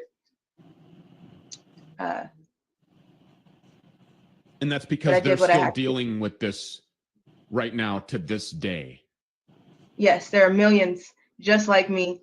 There are millions worse off than me. There are millions that people cut off their limbs so they don't fight them back when they rape them. There are millions that they take pleasure in draining their blood and using it as a source of a fountain of youth. People have many sick fetishes, and the Hollywood elite, we sign their paychecks. We sign all of their paychecks every single day.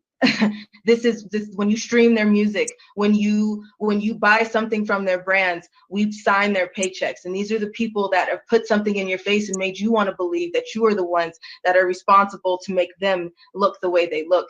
Their image is not what you think it is. They're sick, evil people. This is something that has only recently become accepted by a large amount of people. Until now, a lot of people would look at you, Allie Carter, and say, "You're crazy." Mm-hmm. And is that what these people at CPS held over your head and said, "You're going to go to Arizona?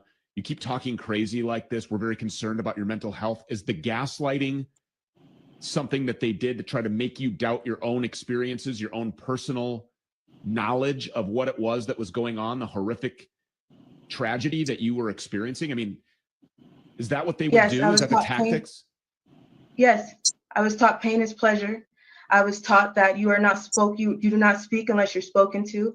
I was taught that as a foster care kid, you have nothing but what's in your trash bag that you carry from home to home when you're evicted from foster home to foster home. I was in over 19 high schools in 1 year. I never stayed in a place longer than a month. I was never in a home.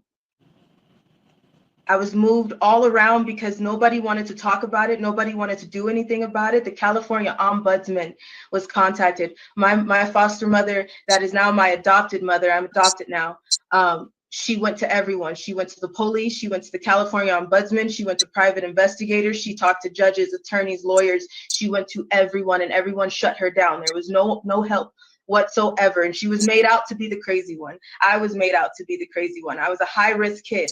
I was moved from foster homes to level 14 lockdown group homes. And every single time something happened, every single time I came in with cracked ribs, with bruises, with bites, with rape kits, beyond rape kits. No one did anything. I went from shelter to shelter, from CPS report to CPS report. And CPS is your cover-up. CPS is corrupt. CPS buys and sells and trades children. That is their major facade. There are some good social workers out there, and there are some social workers that know that they cannot speak on things, they cannot do certain things, and they have to abide by certain rules, because if you don't, you will be abused too, just like there is in the Brotherhood Freemason Cops. There is a secret society in the Freemason Cops as well. We are not safe. We have been threatened, harassed, stalked, and hunted down because I mentioned that I was trafficked under the Getty Museum. I have so much evidence. I have so much information, but I don't know who to give it to, and I don't know who to honestly talk to, because there's nothing that have come of it. I don't know if Trump is going to do something, because that's the only reason why I do have something to believe in Trump, because he has given money to trafficking organizations, but 501c3s are cover-ups too. So what exactly and where exactly is this money going, and is there any really help? Because there's not, while we're out here, there has been our gate have been, our house has been broken into, I'm sorry. Our animals have been killed. We have been away from our home for a year. We can't go back without police coming out and asking us where we have been. We have been stopped and pulled over in 8 states without a ticket, without a warning, and without any logical reason. They just want to know where our car is, what time that we'll be back, where are we parked, and how long will we be out, and how much money do we have?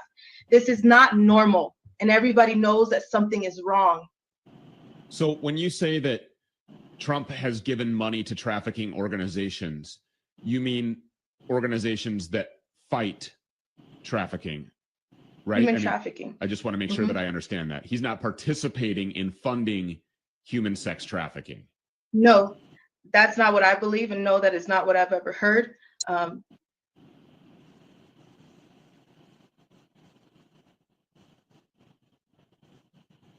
Did you pause it? You're muted again. God dang it, Murph, you caught me. Murph found it out. He said, "You're muted again." He was waiting to say that. He was just waiting to say that. I'm glad that he pointed that out, because she actually said that by accident. But we are so busy listening. Listen to this, y'all. Watch this. Trump has given money to trafficking organizations. Out here, I don't know if Trump is going to do something, because that's the only reason why I do have something to believe in Trump, because he has given money to trafficking organizations, but 501c3s are cover-ups too. He has given money to traffic organizations. That's what she said. But we understood, because we on her side. We understood what she meant. But that's not what she said. You see what I'm saying? Right. So, and that's why, as a reporter, and this is your job right here, I'm just saying. So much evidence. I have so much information, but I don't know who to give it to, and I don't know who to honestly talk to, because there's nothing that have come of it. I don't know if Trump is going to do something, because that's the only reason why I do have something to believe in Trump, because he has given money to trafficking organizations, but 501c3s are cover-ups too. So what exactly and where exactly is this money going, and is there any really help? Because there's not, while we're out here, there has been our gate have been, our house has been broken into, I'm sorry. Our animals have been killed. We have been away from our home for a year. We can't go back without police coming out and asking us where we have been. We have been stopped and pulled over in 8 states without a ticket, without a warning, and without any logical reason. They just want to know where our car is, what time that we'll be back, where are we parked, and how long will we be out, and how much money do we have? This is not normal, and everybody knows that something is wrong. So when you say that Trump has given money to trafficking organizations, you mean organizations that fight trafficking, right? Human trafficking. I just want to make sure that I understand that. He's not participating in funding human sex trafficking. No, that's not what I believe, and no, that is not what I've ever heard. I believe that Trump. Now, the reason why I wanted to I stopped it right there, guys, is because I want you guys to know that I don't know. To be honest, I don't know. Maybe he got some information because he got a team of people. They got a team of people. I'm telling you, I've been in the music industry. I know how this stuff works. Just like we got a team right here. They got a team of people that somebody caught that. He might have not caught it, but he's looking at a teleprompter or something and say, she said that Trump gave money to traffickers. Can you help her clear that up? You need to go reiterate that and make sure you go. And he's like, he probably kept a straight face looking at it saying, yeah. Okay. So let me get this straight. You actually, because somebody either triggered him or he kept that in his mind. You follow what I'm saying? What you think? Yeah. 'Cause I mean, I thought the same thing too, because I was like, well, she's saying that she had hope in him. So you wouldn't have hope in somebody that's giving money to traffickers. No, So I think what she meant to say, I think, was that Trump gave money to trafficking organizations that help. Oh, help. Right. That's what help I inferred from it, because she said she had hope. So it wouldn't make any sense any other way. Yeah. Other than to say that, she felt that Trump has given money to organizations to stop trafficking. So charities, basically. Yeah. And that's one of the, I think, man, I think Trump is serious about this, because Trump knows that as a entrepreneur millionaire, I think Trump honestly made his money. He might be for lack of a better word, he might be an asshole when it's time to do business. He's real ugly, but he never did anything negative to a person. In other words, he was negative and ugly to people who wanted to work and do business with you. No, that's not true in the slightest. I think that Trump might do a good job this time, but it's not true that he's never done anything negative to people.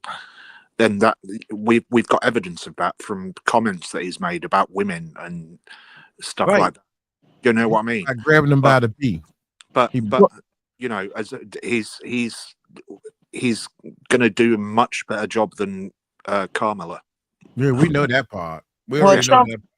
Trump has always been crude, rude, and a little bit, shady sometimes. But at the end of the day, like we said before, nobody's perfect. He's done some things in the past that, or said some things that probably didn't help a situation very well. But from what I understand now, he doesn't have anything to lose, right?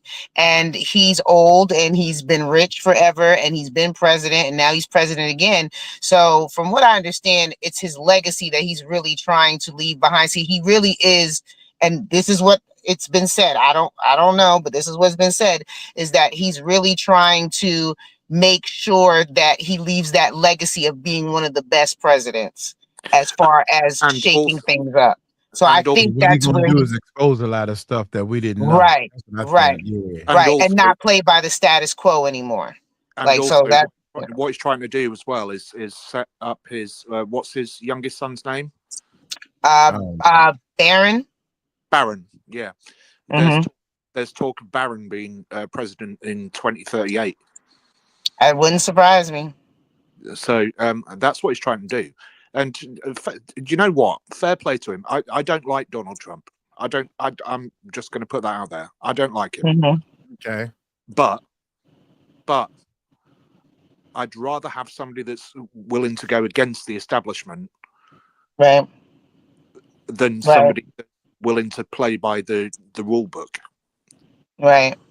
Yeah. I mean, especially at this point, especially at what we're seeing, we can't go with anybody that's going to go with the status quo and, business as usual. We need somebody that's going to shake it up. And if that's going to be him, then that it is what it is. I mean, I have my thoughts on him as well, because you just don't get that high on the totem pole without rubbing shoulders with these guys. And if you're breaking bread with them, then you're protecting them. He might go against some enemies, Mm-hmm. to take down, but he's not going to take it all down. Yeah, And but and going back to remember whenever everybody on the left was saying he wants to be a dictator because he was saying go out and vote now, you'll never have to do it again. I interpret that differently. I think he's going to bring in the AI government. I mean, he's got Musk on his team and all that. mm. Mhm.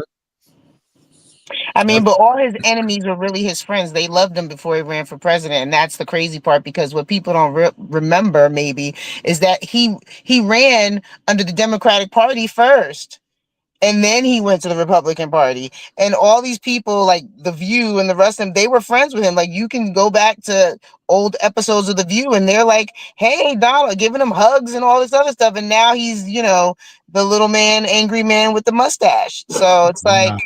Yeah. but that's politics, right? That's Yeah. politics. We Everything, love you until we hate you. So yeah, and everything's politics, though, isn't it? right, right, Every single thing we exactly, do in life is politics. Right. exactly. It shouldn't Check matter this whether out. we're Republican or Democrat or over here it's Conservative or Labour. It doesn't. It Yeah. doesn't matter. It doesn't Check Right, matter. check this right. out. And Star says, and this time around, because Trump was president before, and this time around he knows more about what's happening in the government, and knows who he can and cannot trust. Yeah, he said that before too. I've heard him So say he's that. trying Yeah. to build a team. Yeah, I know one thing. I came in the middle. I ain't never even looked at who. I don't give a hell who's in president. Right now, I gotta go to work. That's all I know. Right, I'm right, building this. Yeah. I'm building this right here. So I don't care who's president. I don't know why I'm building it, but God is telling me to build this. right. This And is built. Go ahead. no, I'm sorry. And the one thing I'm going to say again, like the body of believers, we know that God can use whoever He wants to do whatever He wants, and Exactly. that's something that people get very upset about, is that somebody that you feel like has been written off, and then God decides to use them to do something great, and then you're mad because you feel like that person shouldn't have that. But it's not up to us who God uses. And so I'm with you guys, like growing up, the one thing, especially being from, New York, New Jersey, like Trump wasn't really somebody we really trusted what he said. We took it with a grain of salt, like, okay. But, at the end of the day, that's not to say that, God can't turn around and use who he wants. And, whoever's supposed to be there is there. And that's it. And we just trust that God's gonna, make the way, whatever way it needs to be made, and that's it. But people get upset because, and it's the same thing like when we talked about with Jag, like they go into people's past and they dig in their past and they use their past to use that against them as why they can't do better, be better, act better, want better. And that's not the way God works. He's able to use whoever, for his glory, so Exactly what you said about Jag, and I feel the same way about Trump. Sorry, I got cut off earlier when I was just saying that I'm not a Trump fan, but right. I think that he's going to be groundbreaking. Okay. Let's get back to some of this because we halfway through it. So let's get back to the video. But shout out to Ali Carter. I can't believe she was on. I never knew this. People saying this stuff is 4 years old. That's yeah, it's new to a lot of people. So we gotta Yeah. check it out. Can I ask one question? Okay. Can I ask one question just to the chat? Just something to think about. Yeah. They talk about the Freemasons a lot. So my question, as I'm sitting here, who are the enemies of the Freemasons? Just something to think about. Who are their enemies? Because, if the Freemasons are the ones that are, conducting all these heinous activities, it's possible that their enemies might be our friends, if you know what I mean. So I don't know. Only thing I know is I want people to not put their trust Do you know in where me. Freemasonry comes from? Yeah, where it come from? The I word, and I'm not going to say it on here because I don't want it to get taken down. What, Instagram? the illumination. No, the I word. I country. The country that's at war. The gingers. Is that what you're talking about? The country that's at war at the moment. So you can wait a minute. You can get the channel taken down because you said a country name. Oh, Yep. oh, oh, That's oh, the that only eye, one. that eye. Yeah, Let okay. me know the country I'm name. trying to I'll think say of that what shit other 3 times. country. And Oh, guess who owns YouTube and Who? is from The I country. the I country. Yeah. Okay. All right. Can we get back to this video? Yeah. All this. I just want to make sure too that much I secret. understand that he's not participating I know in who you're talking about. funding human sex trafficking. Here we go. Here we go. No, that's not what I believe, and no, that is not what I've ever heard. I believe that Trump has done something because he is the only president that has mentioned it, and Trump is the only person that I haven't seen. To be honest with you. So firsthand, these people were in a room with you and they raped you. I mean, there's no other, I want to be absolutely 100% candid. Barack Obama, Yes. Joe Biden, these people raped you. And you say that you have these mountains of evidence that nobody wants to look at. What evidence do you have? We have police reports, we have rape kits, we have information, we have videos, we have so much. But again, there's so much that I can't put completely out there, and I have mountains of it. But I do understand that when I was 16, I ran away from CPS. This is how I escaped. I was auctioned to Russia. I knew that if I went to Russia with this man that I would not come back and I would die. So I ran away and I hid for a year. I did what I had to do, and I can't say exactly what I had to do because it would put some people in danger. But I'm here and I'm alive. And during this time, my pimp sent fake FBI to homes to interrogate, to disrupt the neighborhood. But when the suspects that they thought were the ones that were guilty and called them back, they didn't want anything. They didn't want to talk. They just wanted to see exactly where I was. It didn't end from there. It hasn't ended at all. I'm 27 years old now, and it should be done, because if this was just about sex, if this was just about money, this would be over. But this is not what this is about. MK Ultra exists. DID exists. This hell exists. Explain that for people who don't understand what that really means. So what is this really all about? This is all about power and control. MK Ultra is a mind control programming. It happens to Hollywood elites. It is happening right now to Britney Spears, Lindsay Lohan, many celebrities just like them. But nobody understands and nobody knows, because it's a part of control. It's like someone has the remote to someone's life, and no one knows who's pushing the buttons. Dissociative identity disorder happens when you have nowhere to go with the trauma, when you have nowhere to go with the pain. So your mind splits and shatters into a million pieces. But those are people that have had to take a part of the pain and do what they have to do to stay alive.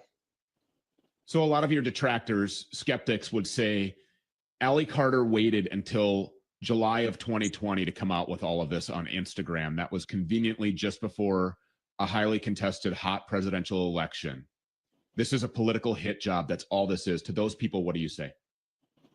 Human sex trafficking, human child trafficking is not an argument. It's not a political issue. It's not a religious issue. It's not a sexual orientation. It is a humanity issue.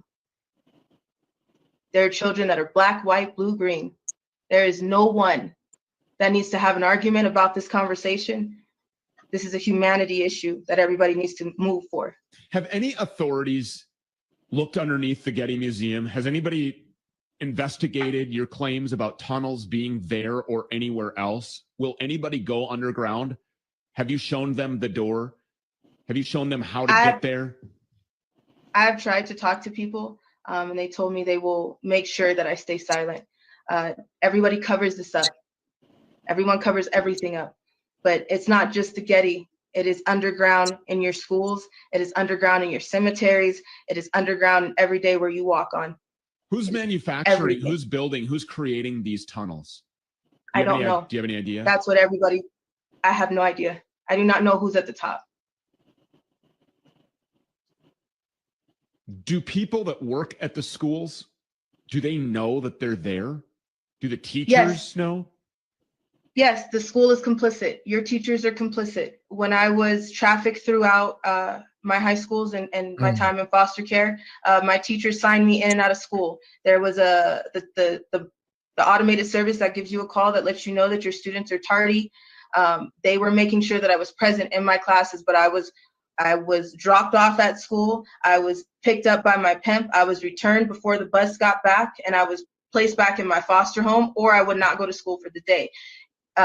It was brought to the attention of my SROs. It was brought to the attention of the guidance counselors, and they are all complicit. They all know what's going on. And it is reported. And it was reported and completely ignored. It is reported and it is documented by social workers. So the law enforcement agencies that are ignoring this, why are they doing that? Why are cops and investigators and federal agents, why are they ignoring your claims, your victimization, the crimes against you? Because they're customers. They're all customers. Again, everybody is so worried about the top Hollywood elite, but you should be worried about the people that sit next to you every day. They are complicit. Your local police are complicit. All of them? They're customers. All of them. They're customers. There are some good cops. There are some good cops, but they're very far and few in between. And so those good cops that know about what you have going on, are they unwilling to do anything about it because the majority of them that surround them are involved and that they could lose their jobs? They could lose their jobs. They could be threatened for the rest of their lives. They could be hunted, stalked, and harassed just as much as the Freemason Brotherhood cops do to everyone else. What they do to one, they will do to everyone else. Well, the best thing that you can do, obviously, is get this out as far and as wide as possible. I mean, I think that is probably the best form of protection for you and for anybody else. And now that this is out there on a national platform, I mean, I just don't see any reason why somebody should not be investigating and exposing these tunnels that we have all heard about and that have raised eyebrows in this community now since the beginning of the Trump presidency. When you're right, the attention was directed, the eyes were opened up in this way during that presidency, as in were opened in a lot of other things as well. But nothing is more horrific, nothing is more important than stopping child sex trafficking. That has to be done. This has to be exposed. Our children are our most precious gifts from God. And we must protect them by any means necessary. And everybody involved needs to be exposed. And that's why I'm asking about celebrity names, powerful elites, politicians. That's why these people need to be exposed, because these are the people that we are supposed to be able to run to help us to handle the cops and the garbage man and the school lunch cafeteria aide. Those are the people that need to be arrested. But who do we go to?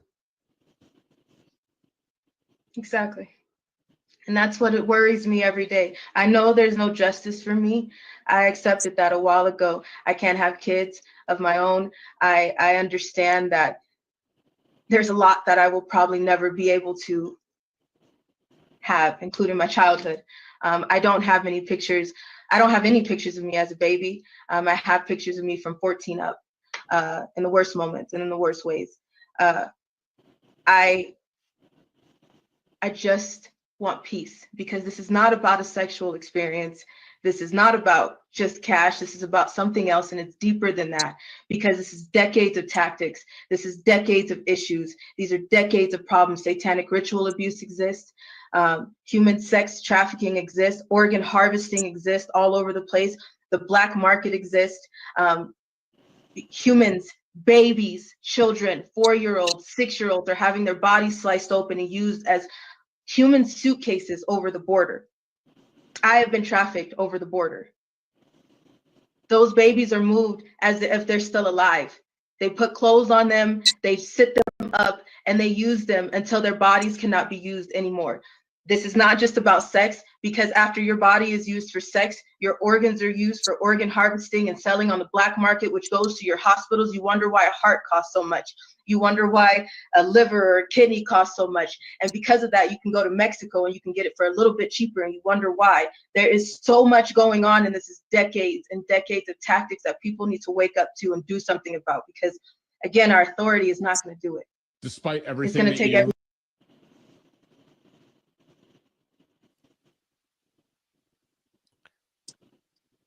Can't hear you, Mike. You're muted. Thank you. Y'all are great. Give yourself a hand. Cause shoot, I would have been talking for 3 hours if the people you muted. God, take it is right in front of me. I'm using this mute button. My point right now is she's talking about body organs, right? She's talking about organs. Y'all seen the movie?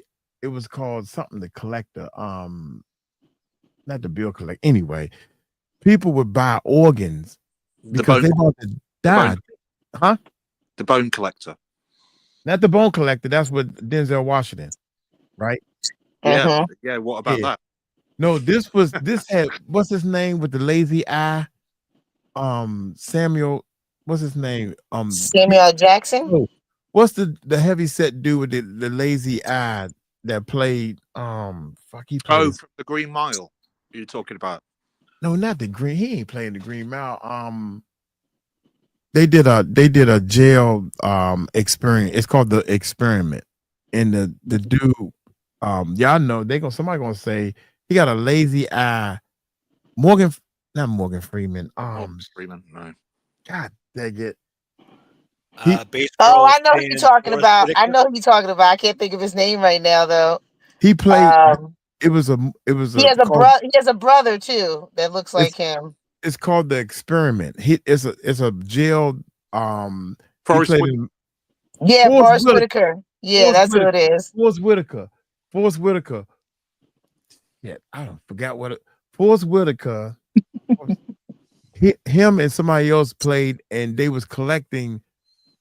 They would take the organs out of the people's body because they haven't paid for them. Oh Lord!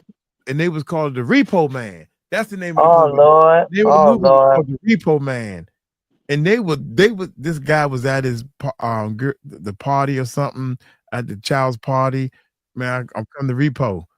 Come on, man. Wait till the party. My kid is having a party. Man, I gotta take this organ back. Yeah. So anyway, Ali Carter. Imagine. These movies come out. People tell me, and I got a friend that's in Hollywood. We did the interview. My man know a lot of people in Hollywood. They come up with these concepts because it's from the real life. Yeah.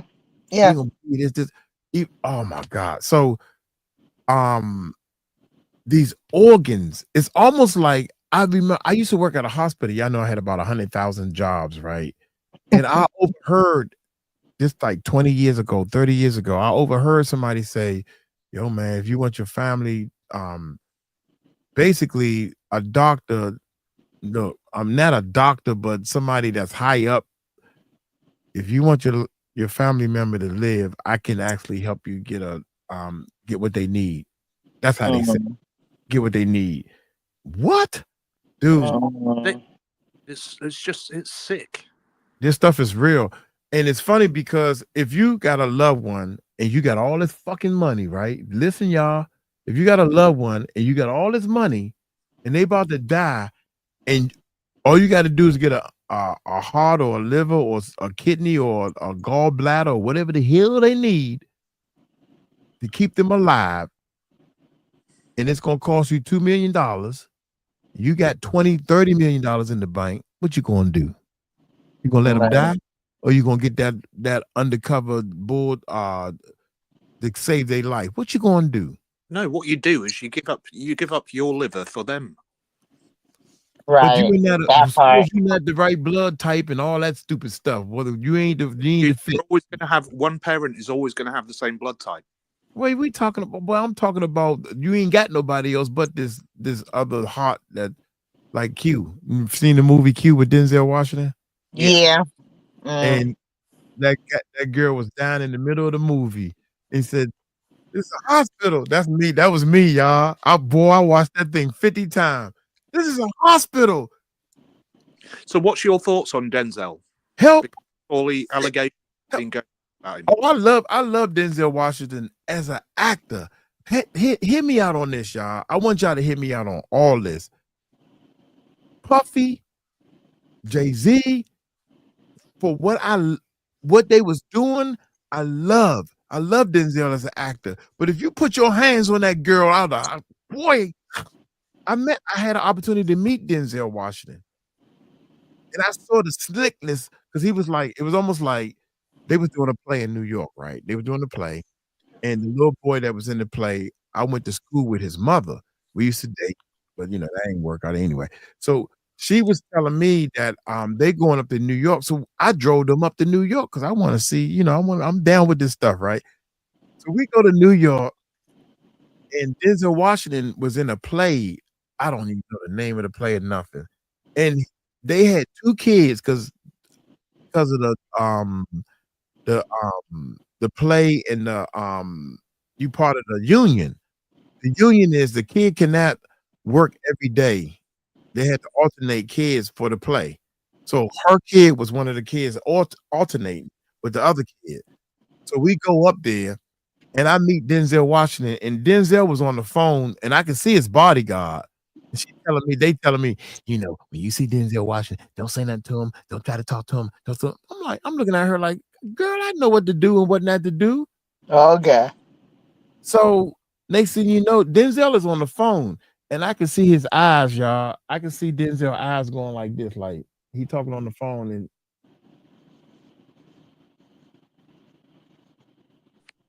his eyes looking at me because I'm a new face. See, that's a street move. It's a street move. I know the streets. I said, this dude, he checking me out. And the thing that killed me is this. With Denzel Washington, this is the part I hated right here. I said, y'all all suckers. All of y'all. She over here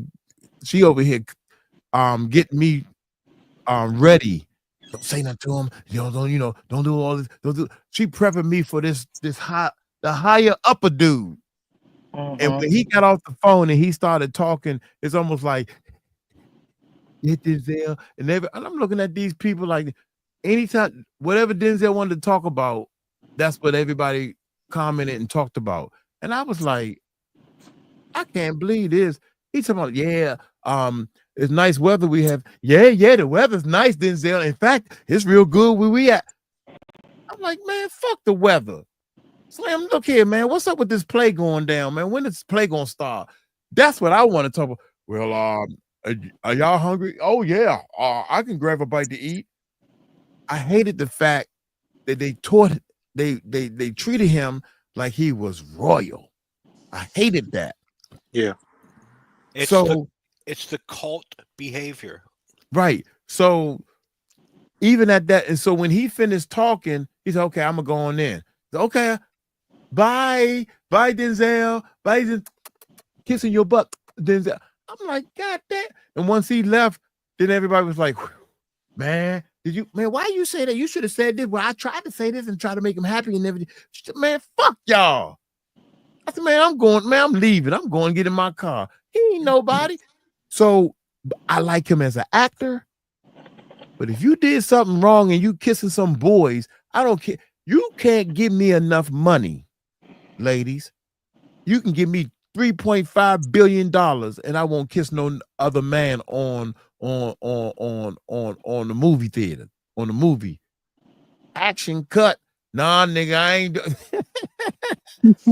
but what I'm saying is this.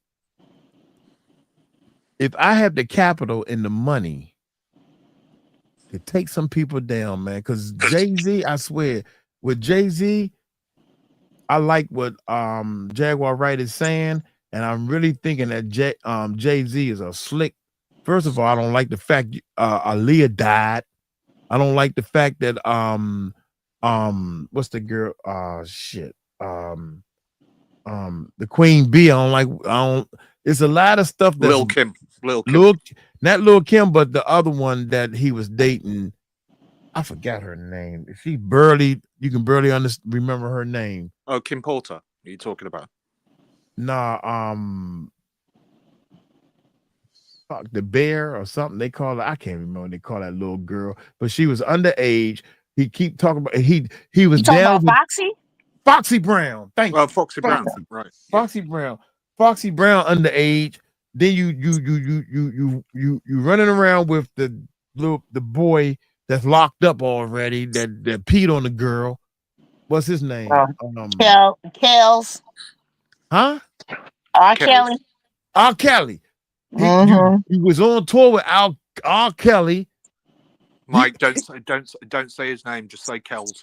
He was on tour with R. Kelly. Fuck R. Kelly. Tell me not to say his name. R. I Kelly. tried to help him. You see that? You see how I tried to help him the first time? Yeah, I saw. Fuck R. Kelly. M. Kelly and your brothers. Ronnie Bo, shout out to him because he was in jail with the Kelly. Okay, I say Kelly. I slow it down.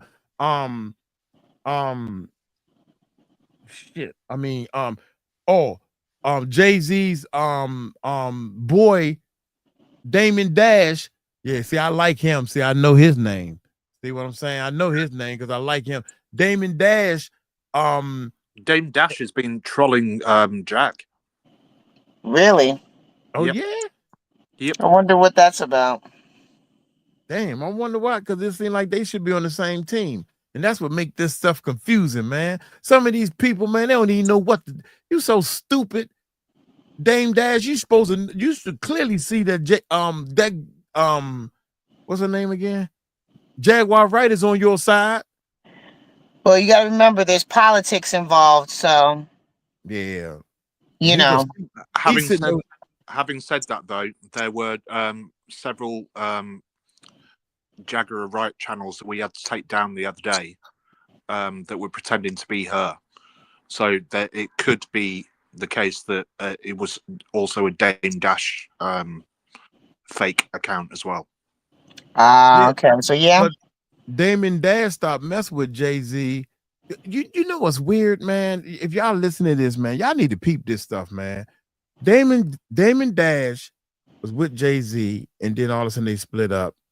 Jay-Z went with the stupid peeing on girl dude. Mm-hmm. Then on the other side of the fence, a whole different side of the fence, you got Will Smith and Jazzy Jeff. You see all this stuff about Will Smith and Jazzy Jeff. Why he ain't, you know what, you ain't want to be an actor? He ain't want no part of that life. These two, we talking about Damon Dash and Will Smith DJ. Jazzy Jeff. Mm-hmm. Both of them, because they got soul, they got spirits that they want to protect. Will Smith has got his kids up into it. Jay-Z got his kids up in 12. The girl 12 years old. God dang. Mike, do you know there's physical evidence, video evidence of Will having his son Jaden and Bieber doing stuff? Yeah, that's what everybody keeps saying. Yeah. Right. And I'm like, dude, for some reason, it's on the dark. Yeah, go ahead. No, it's on the dark web. You been on the dark web? Oh, I know how to get on the dark web. So what tripped me out is these big time people, Denzel Washington, all the people I named, Forrest Whitaker, Wesley Snipes, Eddie Murphy, somebody know something. All of them. So you got somebody that almost made it like a Jaguar Wright is spilling the beans. You got somebody that almost made it like a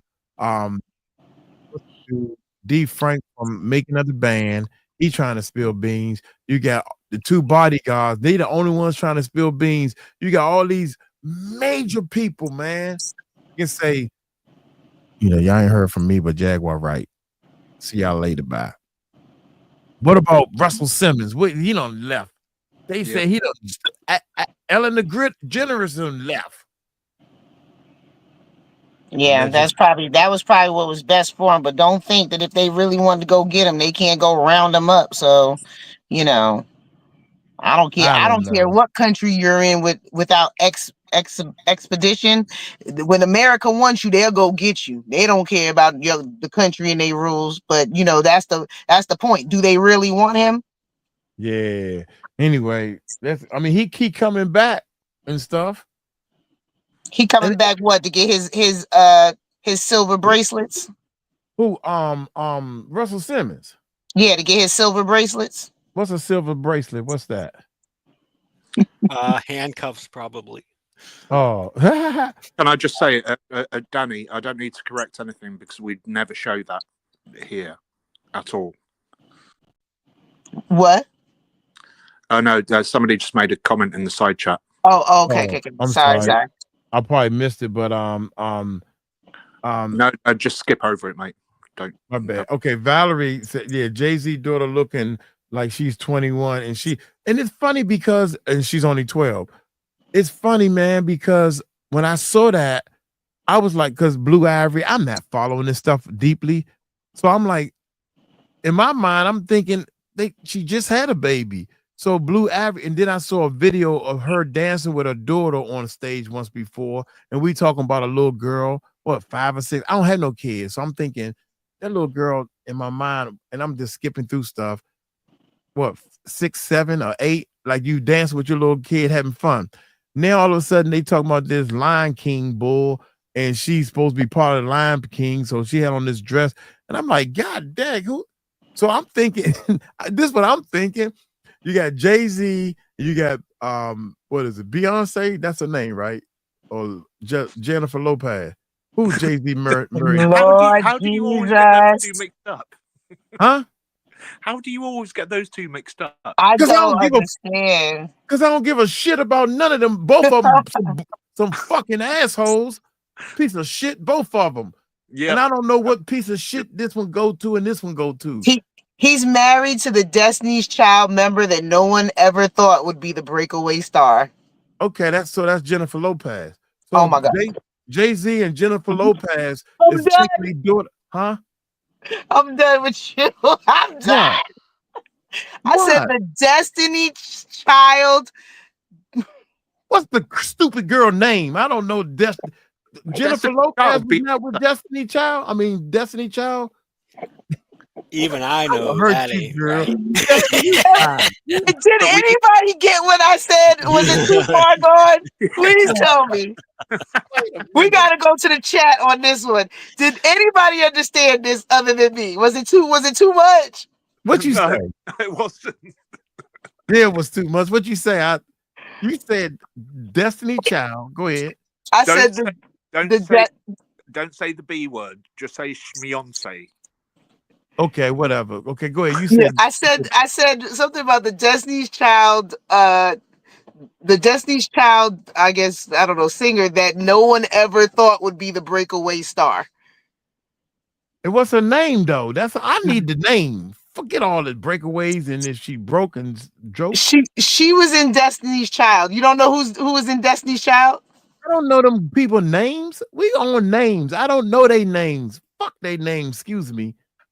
Anyway, what I'm saying is, okay, I tell you what. This is what we'll say. We'll say Jay-Z and Jay-Z's wife. Yeah. Them two. Mrs. Carter. Yeah, this other lady up there. That's when I first seen them three up there. I'm thinking Jay-Z is up there. Who's the other lady? Maybe she produced the show. Maybe she had something to do with making the outfits. What are they? I'm waiting for when the daughter gonna get up there, because I'm looking for this little kid. I'm looking for this 12-year-old. And people said, Mike, that's her right there. And I'm like, that ain't their daughter. What's wrong with you? You crazy. That's Jay-Z's daughter right there beside him. I couldn't believe it. That's all. I don't know their names. Forget their names. Excuse me, y'all.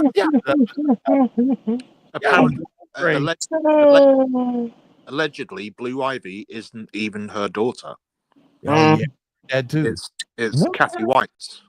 Don't confuse him because he already getting her mixed up with J-Lo. So please, Who? He always does. that's He way forgets too his much own name. detail for him. Steph, he forgets his own name on a regular basis. Look, somebody said they made her look like she 18. Now they made her look like she was 24, 35.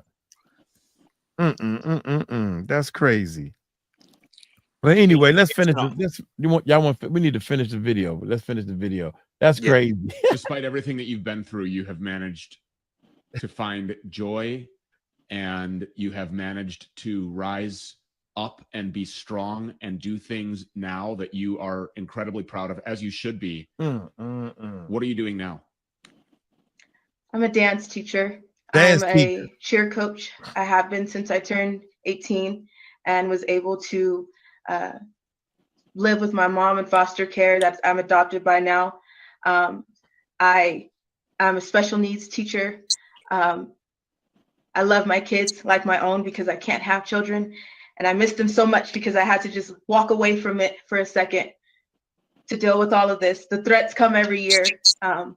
But I do what I have to do, and I keep a smile on my face, and I love to be that mentor for babies. I'm a birthday host and go to 4-year-olds parties and read books to them. On my time off, I braid hair for foster children that cannot get their hair done because they have to basically pay for it by themselves because every foster parent is living paycheck to paycheck, but using it for themselves to make Hawaii trips and whatnot. I love what I do. Yeah, you have a lot to be proud of. And I'm a college student too. Good for you.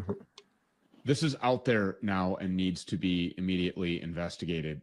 And we're going to continue to follow up with this. We don't know who to go to. We don't know who's involved. But somebody somewhere is going to hear this that has the balls and that has the authority and that has the courage and that knows what is right. In Jesus' name, I'm going to pray that. I'm going to command that happens. Allie Carter, Jesus' name. Thank you. for being here and for telling us your story and for your bravery. Thank you so much. We appreciate Thank it. you. God bless you. God bless you. Wow. That's it. That was great. How you turn this daggone thing off? Don't mute yourself. I was supposed to have been muted. I thought I was muted. Oh, Lord. We're moving backwards. Yeah, we're moving back. Man. Hey.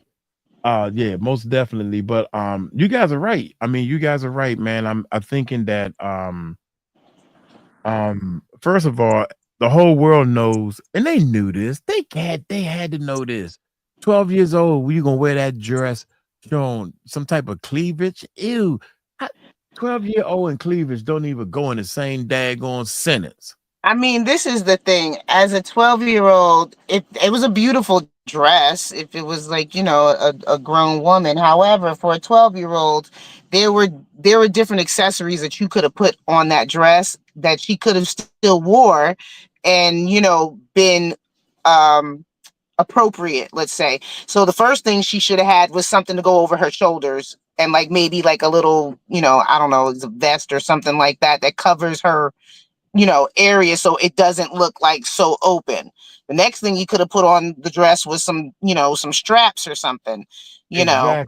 But it's a beautiful dress, nonetheless. However, it's not appropriate for a 12-year-old unless, like I said, you put like a shawl or something. That's what we used to wear back in the day, or some type of vest that goes over it to cover it. It almost seemed like it should have come with something like either a short, they have those little short jackets that go, to your, not to your elbow, but right, halfway to your elbow. That would have been fine. It would have been fine, Man, that's, first of all, that was stupid. That was, y'all know that, and that's why they did it.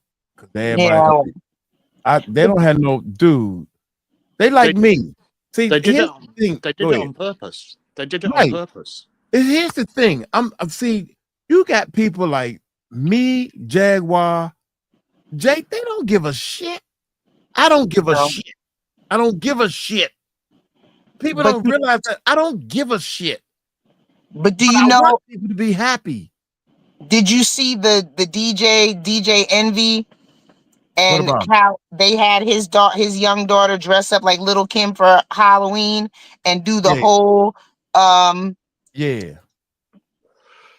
I'm not going to embarrass. First of all, I know right from wrong. And if I had kids, since I don't give a S, I'm gonna clean it up for y'all. Like because some people are sensitive, and their ears are sensitive. Since I don't give a S, I'm not gonna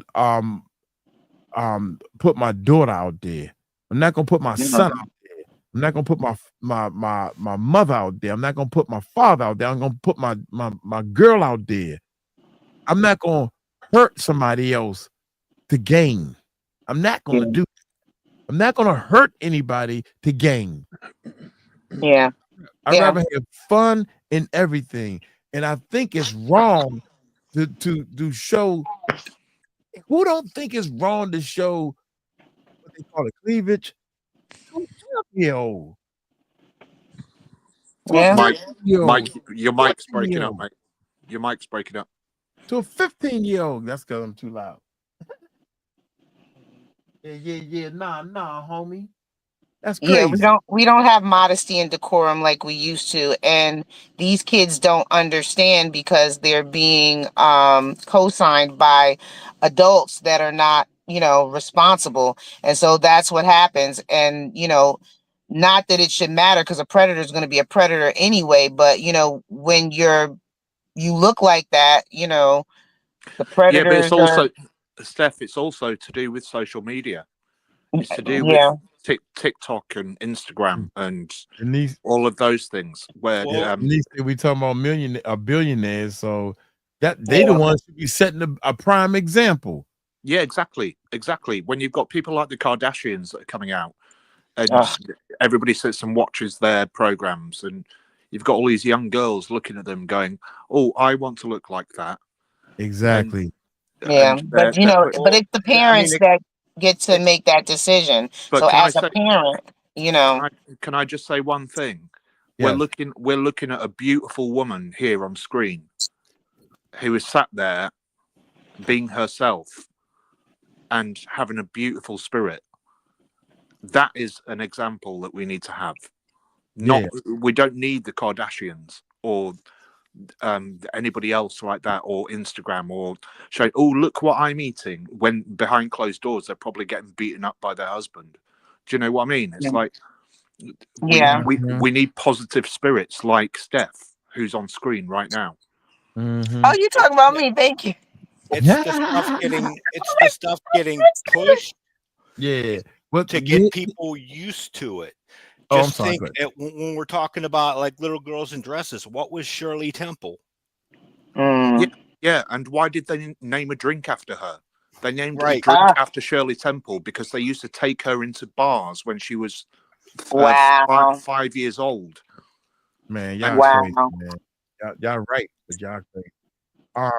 Right. Hey, I was going to say, it's Smiley Worlds. Blue Ivory. What y'all think about this? Blue Ivory allegedly belongs to Blue Ivy. Blue Ivy. What'd I say? Blue Ivory. Okay, see, allegedly. I don't give a shit about these names, especially her name. Poor thing. Her name should be a regular Kim or Lisa or a regular kid. But okay, belong to Jay-Z and the Mistress. Now, what do y'all think about? Because she, man, you know what?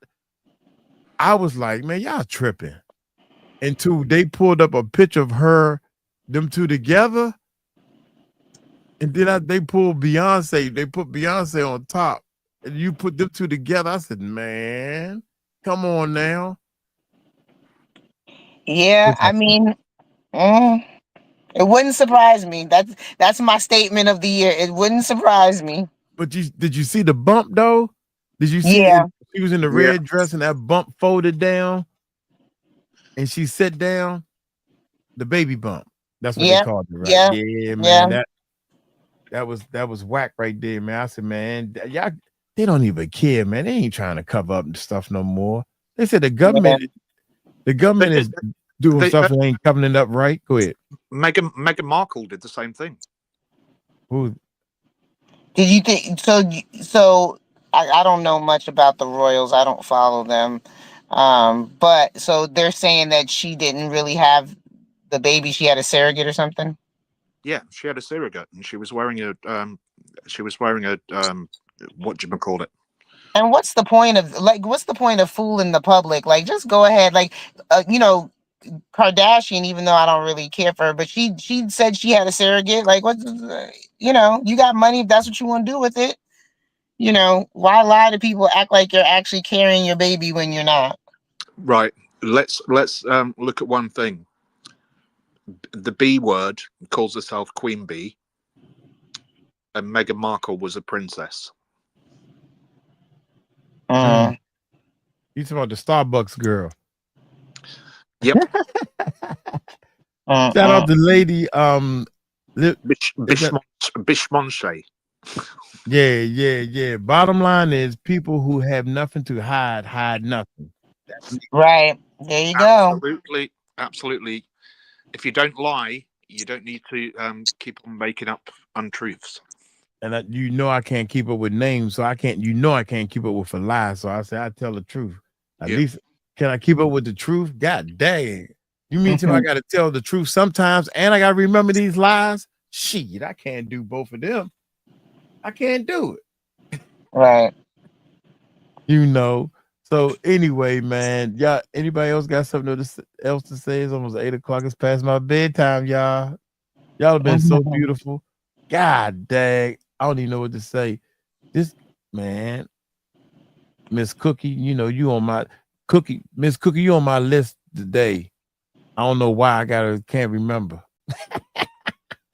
I actually you about to end the live? Yeah, you're a sweetheart. Yeah, well, go ahead. What's up? I actually have a question because we talked about the t-shirts and stuff like that. So I guess I kind of wanted to get everybody's, because I know we were thinking of something that people can have that makes them look like something that they have basically that gives a symbol that we're watching, like we're actually looking for these predators, so to speak.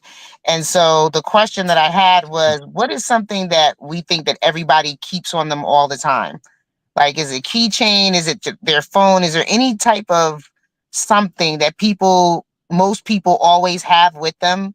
What about a little, I don't know. Yeah. Phone case? And a phone case.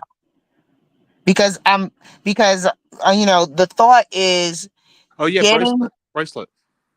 Yeah, that too. But is a bracelet gonna do for men and women? We want something that, like, in my mind, and I might be not explaining this right, so I apologize. In my mind, I want these predators to know that we are now hunting them.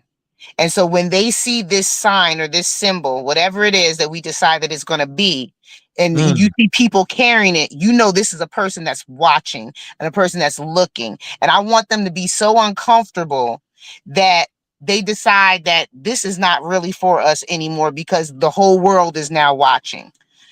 There's no more hide them in plain sight anymore, so to speak. So sort of like a symbol that can, kind of unite all of us, and we can share with everybody else. But whether it's a sticker that you can put on the back of your phone so that people see it when you pull it out, they're like, oh, we know what that means. That means these are the hunters. These are the people that, are against this type of abuse. Or if it's a keychain, like what type of item do you think people, doesn't matter, unisex, whatever, they would have, and what type of symbol, whether it's a sticker on the back of your phone or a keychain? I'm just asking what everybody else thinks about that. A cap. It should be a symbol, but go ahead. It can be on a key. It can be everywhere. What you're talking about, this symbol needs to mean something. Well, I And tell The me what you logo, think so to about speak. this. But Tell me what you think about this. I looked up the symbol because I was trying to find something simple, but something that you could recognize. So I said probably maybe a certain color, and then the symbol would be like maybe an arrowhead because an arrowhead represents protection and strength. I can definitely knock that up. Huh? I knock that up. Sorry, it's a British saying. I can definitely do that. But Oh, just okay. I was like, get my number from Mike. okay, okay. okay. So You know the problem I see with this? What's that? By identifying yourself, and also if you have that kind of a thing, they could just get it and infiltrate. You know what I'm saying? That's I don't I'm think thinking I that don't think also. putting up Military. a light on yourself is a good idea with these kind of concepts. Right. I think that yeah, staying behind closed doors. But yeah. I think what she's trying to say is to build the awareness, like when we talking about the t-shirt, if it could be it could be a t-shirt that has a question mark, where are the kids? And that's what we need, that's where we need to stay at as far as that. So everybody who asks me these questions can donate to this cause, but bring the awareness, donate to the cause, and that gap right there from us doing the heavy work, the bias, the military style, and everybody doing the hard work. You have to keep a gap there, and that's what the bias is saying. If we do a symbol where everybody can cross over, the enemy can cross over and say, "This is how they doing it. We can shut this down because they got more money and more power and no more wisdom." Is that what you're saying, Tobias? Yeah, basically that you can Right. be identified and infiltrated or taken out or whatever. But we want. Couldn't the enemy also wear the save the wherever the children t-shirts? Good. Let them wear it. That means they bought it. What I'm saying is you got a gap. We need capital in order for the gap can do their work over here.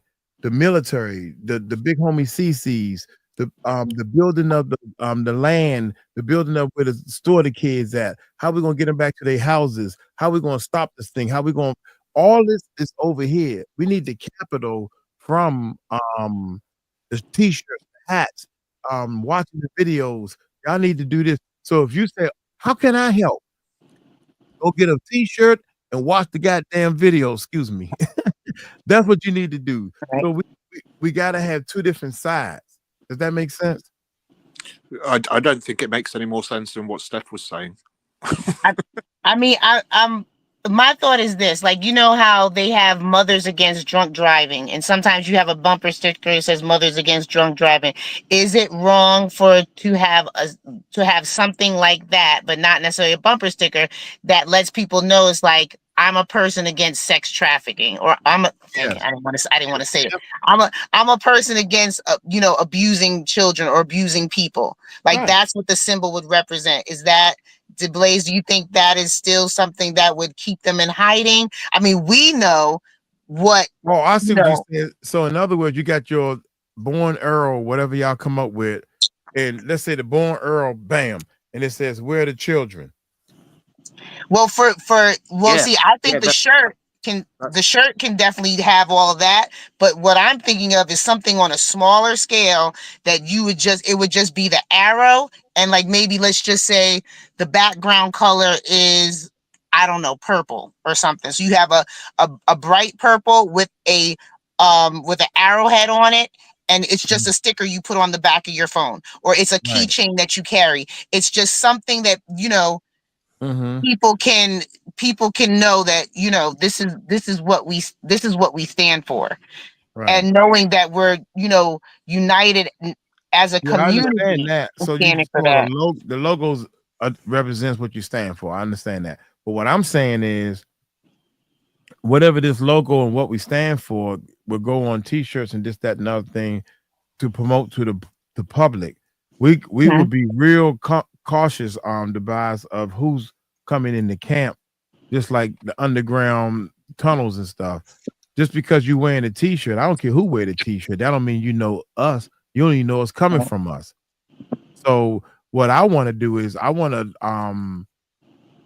when people donate the money and all that type of stuff is in a trust fund. I got people that know how to do these trust funds. We had cars that we could trying to get tagged for the cars, and they like they don't even know the DMV don't even know how to do this stuff because it's in a trust fund.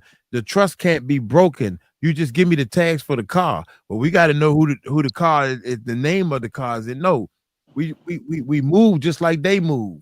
Right. I mean, In I'm other just words, thinking for, the work for just everyday people, and that I feel like when they see that and they know what that means, even though they might not be a part of our movement, but they still are representing, they can support the movement. like we're against this. Is that not? So what I'm basically getting at is there's a reason why every grassroots movement that starts up gets infiltrated by the enemy, right, and then ends up being steered down the wrong path. Right.